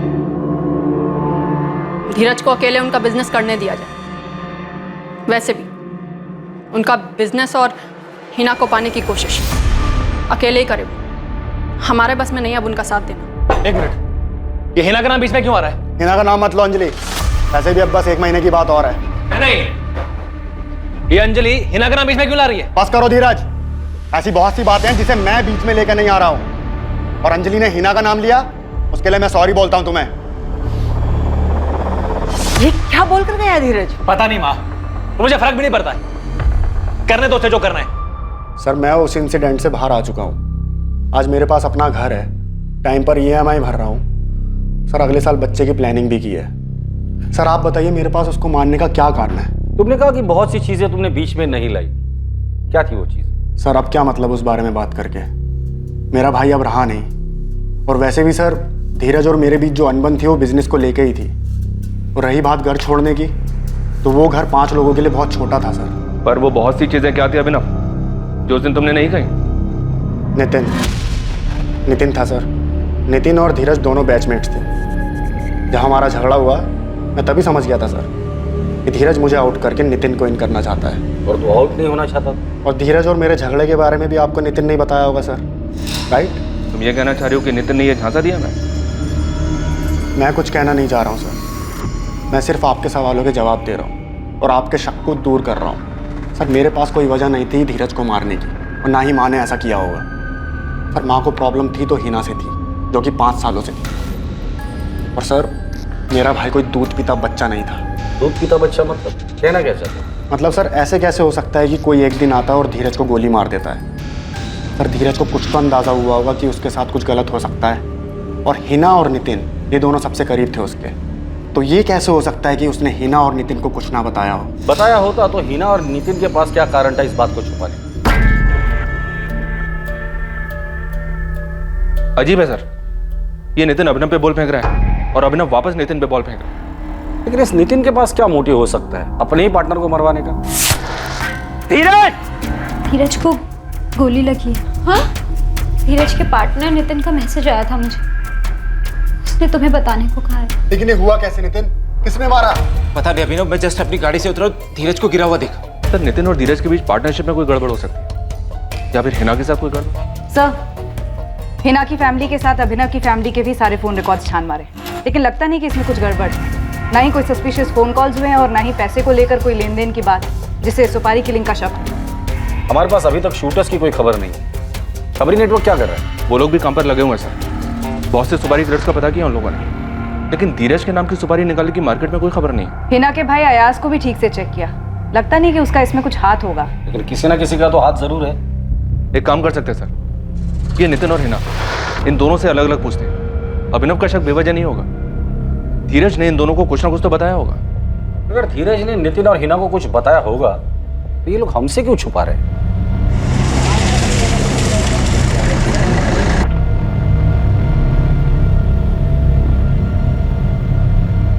इस कहानी का सच धीरज से जुड़े सभी लोगों को चौंकाने वाला था। पुलिस ने बुलाया, पता नहीं क्या बताऊंगा उन्हें। मुझे भी पुलिस ने बुलाया है, पता नहीं क्या पूछेंगे वो। तुषार, तनुश्री, अगर सेंसेक्स 50 पॉइंट बढ़ता है तो एसटी कॉर्पोरेशन के लॉट खरीद लेना। मैं 2-3 घंटे में वापस आ रहा हूँ। जी सर।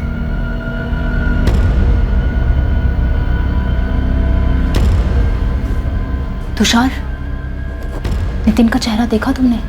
पुलिस को पक्का कुछ भनक लगी है।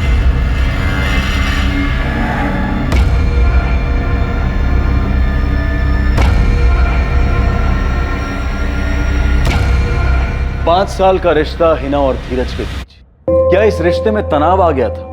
कोई खटास थी या किसी धोखे की संभावना थी? क्या दोनों में से किसी एक की कोई ऐसी सच्चाई थी जो दूसरे को नहीं पता थी? तुम्हारे और हिना के बीच क्या खिचड़ी पक रही थी? कुछ नहीं पक रहा था सर, कैसी बात कर रहे हैं? आपको इसलिए शक हो रहा है ना क्योंकि मैंने रशिका से हिना को धीरज की मौत के बारे में बताने के लिए कहा था। सर, मैंने रशिका को इसलिए फ़ोन किया था क्योंकि हिना का फ़ोन बिजी आ रहा था और मैं नहीं चाहता था कि मैं उसे मैसेज करके ये बताऊं धीरज अब नहीं रहा। 5 सालों से धीरज और हिना साथ थे, पर एक नहीं हो रहे, क्योंकि दोनों फैमिली शादी के लिए तैयार नहीं। दोनों अलग होने ही वाले थे, तब तुम्हारी एंट्री हो जाती, फिर तुम्हारा और हिना का किस्सा शुरू हो जाता है। लेकिन अचानक से तुम्हारे लिए सारा मामला गड़बड़ा जाता है, क्योंकि दोनों फैमिली शादी के लिए तैयार हो जाती। हिना को पाने के लिए तुम्हारे पास और कोई रास्ता नहीं बचता, पर तभी अचानक तुम धीरज ये रास्ते से हट जाता है। वाह सर, क्या कहानी बनाई है। मेरे तो ये समझ में नहीं आ रहा है कि मेरे और हिना के बारे में आपने सोचा भी क्यों। 1 मिनट के लिए भूल जाइए मैंने धीरज को मरवाया हो। अगर मेरे और हिना के बीच में कुछ होता, धीरज को पता नहीं चलता, वो ये होने देता। धीरज हिना से कभी नहीं पूछता, वो आपको नहीं बताती। हो ही नहीं सकता कि धीरज की जान को खतरा हो और उसने तुम्हें ना बताया। मुझे नहीं लगता कि ऐसा कुछ था, और अगर था भी तो धीरज ने मुझे कभी कुछ नहीं बताया। और जहाँ तक बात मेरे भाई अयास की है, तो मुझे सच में नहीं पता कि उसने कुछ किया है या नहीं। पर तुमने नितिन के बारे में तो कुछ बताया ही नहीं। क्या बताऊँ नितिन के बारे में? और नितिन के बारे में बताने जैसा क्या है मैम? वो पहले धीरज का दोस्त था और फिर पार्टनर बना। बस पहले आप मुझे अभिनव के बारे में पूछ रहे थे, अब नितिन के बारे में पूछ रहे हो। आपको लगता है कि मेरा और नितिन का अफेयर था, है ना? और धीरज की मौत इसीलिए हुई क्योंकि वो मेरे और नितिन के बीच में आ रहा था। धीरज की लाइफ में सिर्फ 2 ही प्रॉब्लम्स थी। पहली प्रॉब्लम तुम्हारे साथ रिश्ता, जिसमें किसी की रजामंदी नहीं थी, कोई खुश नहीं था। और दूसरी प्रॉब्लम अभिनव और धीरज के बीच अनबन, जो 2 साल पहले उनके अलग होने पर हुई थी।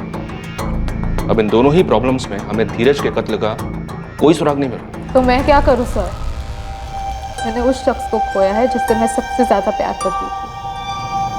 हमारे रिश्ते में काफी अप्स एंड डाउन्स आए, और बीच में तो हमने ब्रेकअप भी कर लिया था, लेकिन फिर हम दोबारा एक हुए। जिंदगी ने हमें एक और मौका दिया और हमारे रिश्ते की अड़चनें दूर होने लगी, और फिर धीरज का कत्ल हो गया।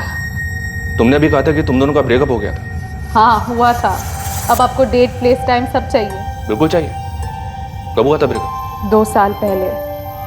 हम खुश नहीं थे क्योंकि हमारी फैमिलीज खुश नहीं थी इस रिश्ते से, इसलिए हमने तय किया था कि अलग हो जाते हैं।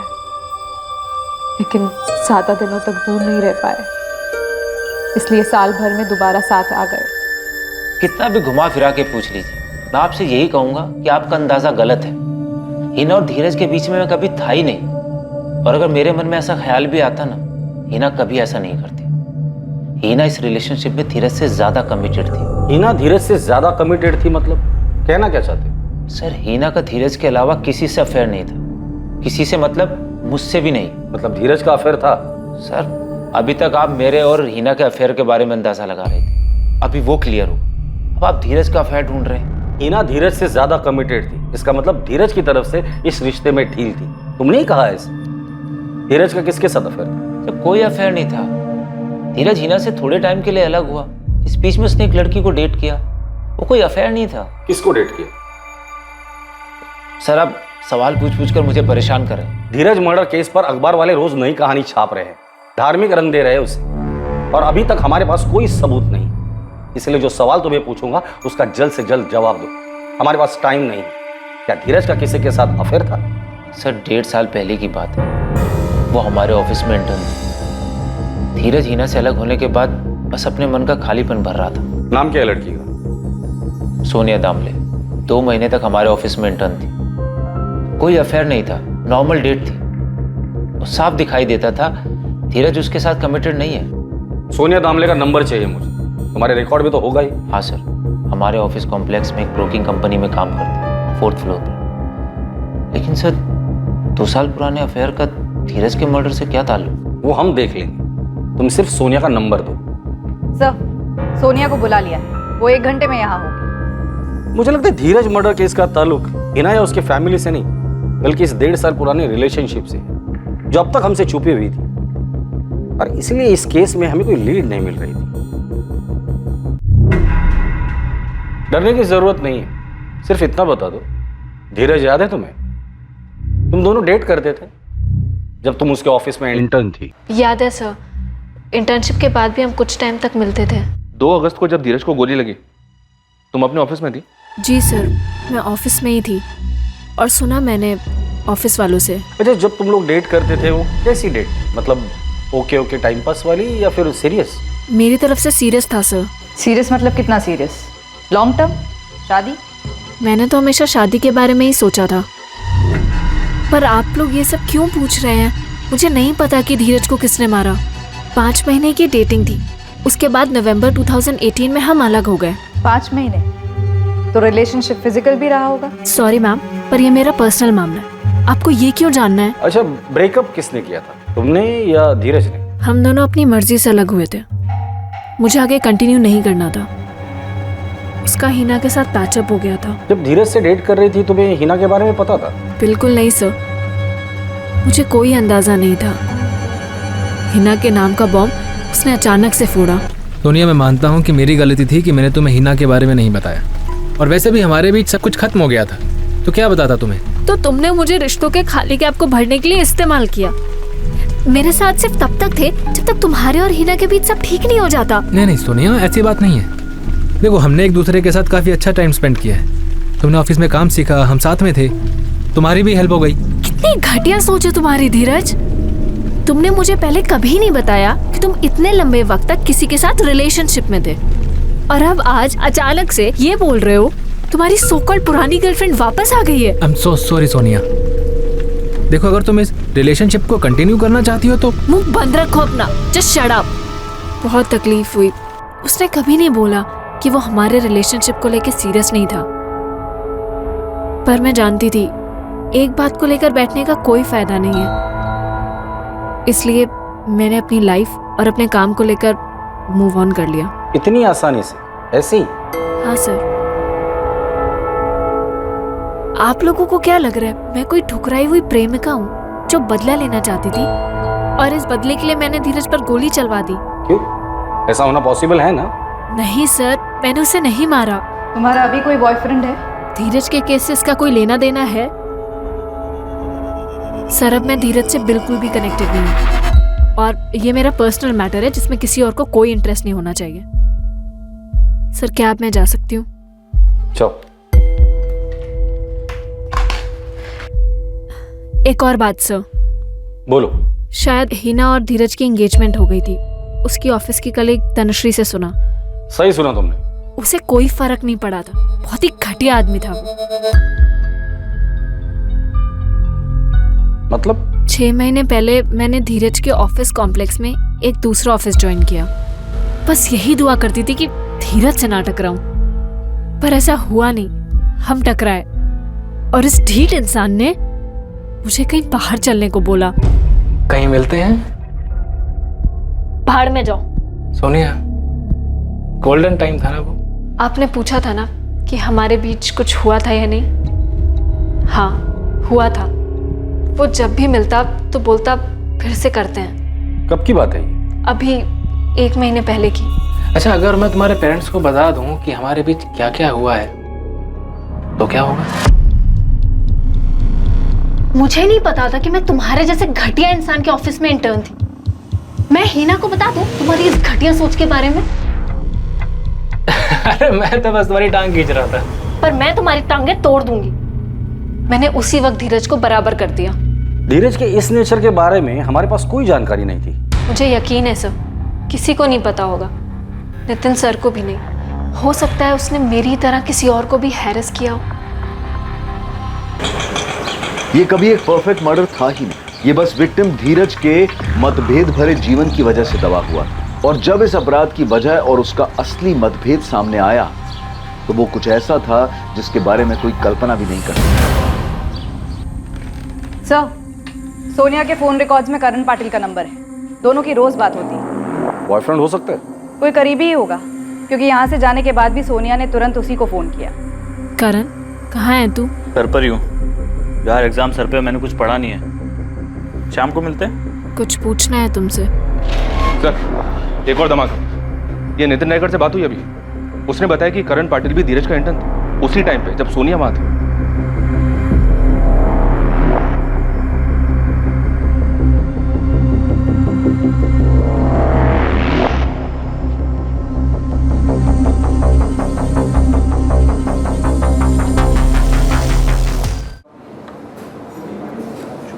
हाय करण।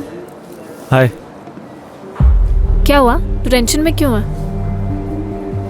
खाना क्यों नहीं खा रहा? कोई गलत स्टॉक मार्क किया क्या? नहीं, ऐसा कुछ नहीं हुआ। तू मुंह लटका कर क्यों बैठा है? सोनिया सुनो, बोलो।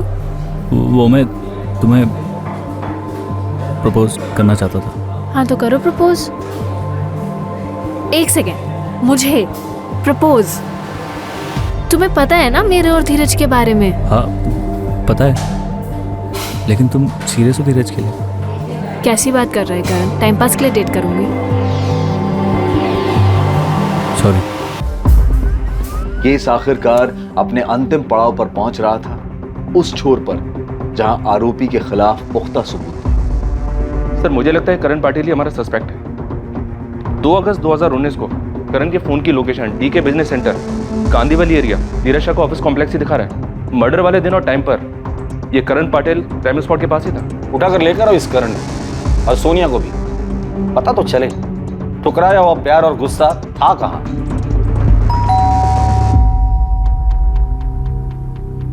करण पाटिल यहीं रहता है? जी, बेटा है मेरा। बुलाइए उसे। करण, आया। इकडे ये। करण पाटिल, धीरज शाह को क्यों मारा तूने? क्या क्या बोल रहे हैं ये लोग? क्या किया है तूने? कोई गलती हुई है मैडम आपसे? गलती तो हुई है, लेकिन हमसे नहीं, आपके बेटे करण से। करण पाटिल ये तुम्हारे कॉल रिकॉर्ड्स। जिस दिन धीरज का मर्डर हुआ था तुम्हारे फोन की लोकेशन उसके ऑफिस के पास है। सुबह 8:15 से लेकर 8:55 तक सीसीटीवी में धीरज की एंट्री दिखती है 8:53 पर। बाजू वाले रूम में सोनिया है। तू खुद बताएगा या उसे तोड़कर पूछें? नहीं सर, सोनिया को कुछ नहीं पता। करण, कुछ पूछना है तुमसे। हाँ पूछो। सच बताना, कहीं तूने धीरज को तो नहीं मारा? करण, मैं कुछ पूछ रही हूँ। तुम कैसी फालतू बातें कर रही हो? मैं क्यों मारूंगा उसे? नहीं, बस एक बार कंफर्म करना था कि कहीं तूने धीरज को तो नहीं मार दिया। सोनिया कुछ नहीं जानती सर, मैंने उसे कुछ नहीं बताया। उसे नहीं बताया तो हमें बता दे, क्यों मारा धीरज को? क्योंकि वो ऐसी मौत मरने के लायक था सर। उसने सोनिया को यूज करके छोड़ दिया। मैं शुरू से जानता था सर वो सोनिया को धोखा देगा। उसने मेरा सिर्फ इस्तेमाल किया। मुझे अपनी लाइफ में सिर्फ तब तक रखा जब तक उसे अच्छा टाइम स्पेंड करना था। वो धोखेबाज है, वो कमीना है। अब उसकी कभी शक्ल भी नहीं देखना चाहती। धीरज के धोखे के बाद वो टूट गई थी, बहुत तकलीफ हुई थी उसे। मैंने बहुत बार उसे वार्न किया था कि धीरज उसके लायक नहीं था, और आखिरकार उसे भी ये बात समझ आई, और ये भी समझ आया कि मैं उसे कितना प्यार करता हूँ। ये ऊपर वाले की मर्जी थी, तो धीरज ने सोनिया को धोखा दिया, और उसी धोखे के बाद वो मेरे पास आई। धोखे वाली बात तो नवंबर 2018 की है। उसके बाद तो तेरा और सोनिया का सब सेट हो गया था, तो अब क्यों मारा उसे? इतने टाइम से वो गुस्सा तुमने अपने दिल में रखा था। पुरानी बातें तो मैं भी भूल गया था सर, मगर वो धीरज अपनी हरकतों से बाज नहीं आ रहा था। धोखा देने के बाद भी मेरी गर्लफ्रेंड को ऐसा कैसे बोल सकता है वो कमीना मिला था लिफ्ट में। पता है क्या बोल रहा था? क्या? कि कहीं चलते हैं, सोना है उसको मेरे साथ। इस बात के लिए तूने धीरज को मारा? हाँ, उसे मेरी गर्लफ्रेंड से इस तरीके से बात नहीं करनी चाहिए। आप लोग एक बात बताइए, अगर आप मेरी जगह होते और आपकी वाइफ या गर्लफ्रेंड के साथ कोई इस तरीके से बदतमीजी करता, तब आप क्या करते? धीरज ने सोनिया पर कमेंट किया सिर्फ इसलिए तूने उसे मारा? ऐसे कैसे कमेंट कर सकता था सर? वो बेवकूफ है तू।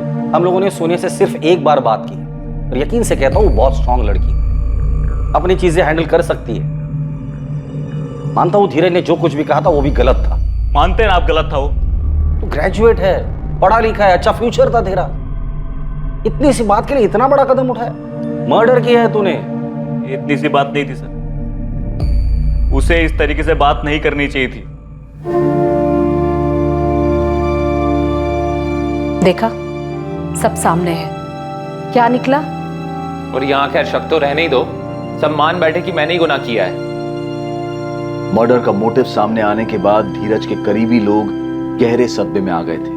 धीरज के परिवार को यकीन ही नहीं हो रहा था कि उनकी लाइफ के सबसे बड़े तूफान का धीरज की हत्या में कोई रोल ही नहीं था। इस केस में जो सबसे ज्यादा प्रभावित हुए थे और जिनका भरोसा डगमगा गया था, वो थे करण के माँ बाप। उनके इकलौते बेटे ने अपना करियर, अपनी आगे की पूरी जिंदगी दांव पर लगाकर इतना भयंकर कदम उठाया। तूने ये बेवकूफी क्यों की करण? क्या कर दिया ये? मैं संभाल लेती सिचुएशन को, संभाला भी था अभी तक, बस तुझसे शेयर किया था। मुझे नहीं करना चाहिए था शायद। ये तो गलत होता ना फिर। गलत वो है जो तूने किया। क्या मिल गया तुझे धीरज को मार के? उल्टा तूने अपनी खुद की जिंदगी बर्बाद कर ली। उसे तुमसे ऐसी बात नहीं करनी चाहिए थी, मैं सह नहीं पाया। जो तुम्हें बताना ही नहीं चाहिए था। करण पाटिल पर धीरज शाह के मर्डर के चार्जेस लगे। हत्या में इस्तेमाल हुई गन को उसने अपने घर में ही छुपाया था, जिसे पुलिस ने उसके घर से बरामद किया।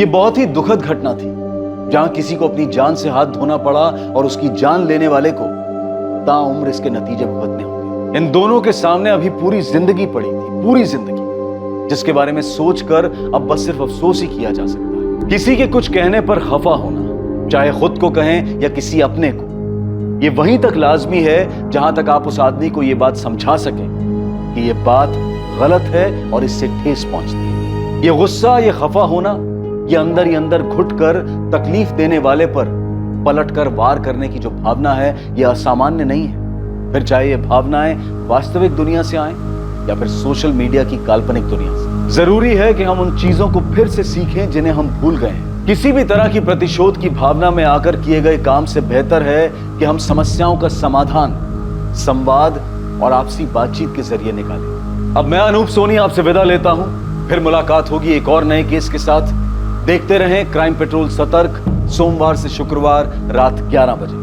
और याद रखें, क्राइम और आपके बीच में सिर्फ इतना फर्क है कि आप कितने सतर्क हैं। सतर्क रहें, सुरक्षित रहें।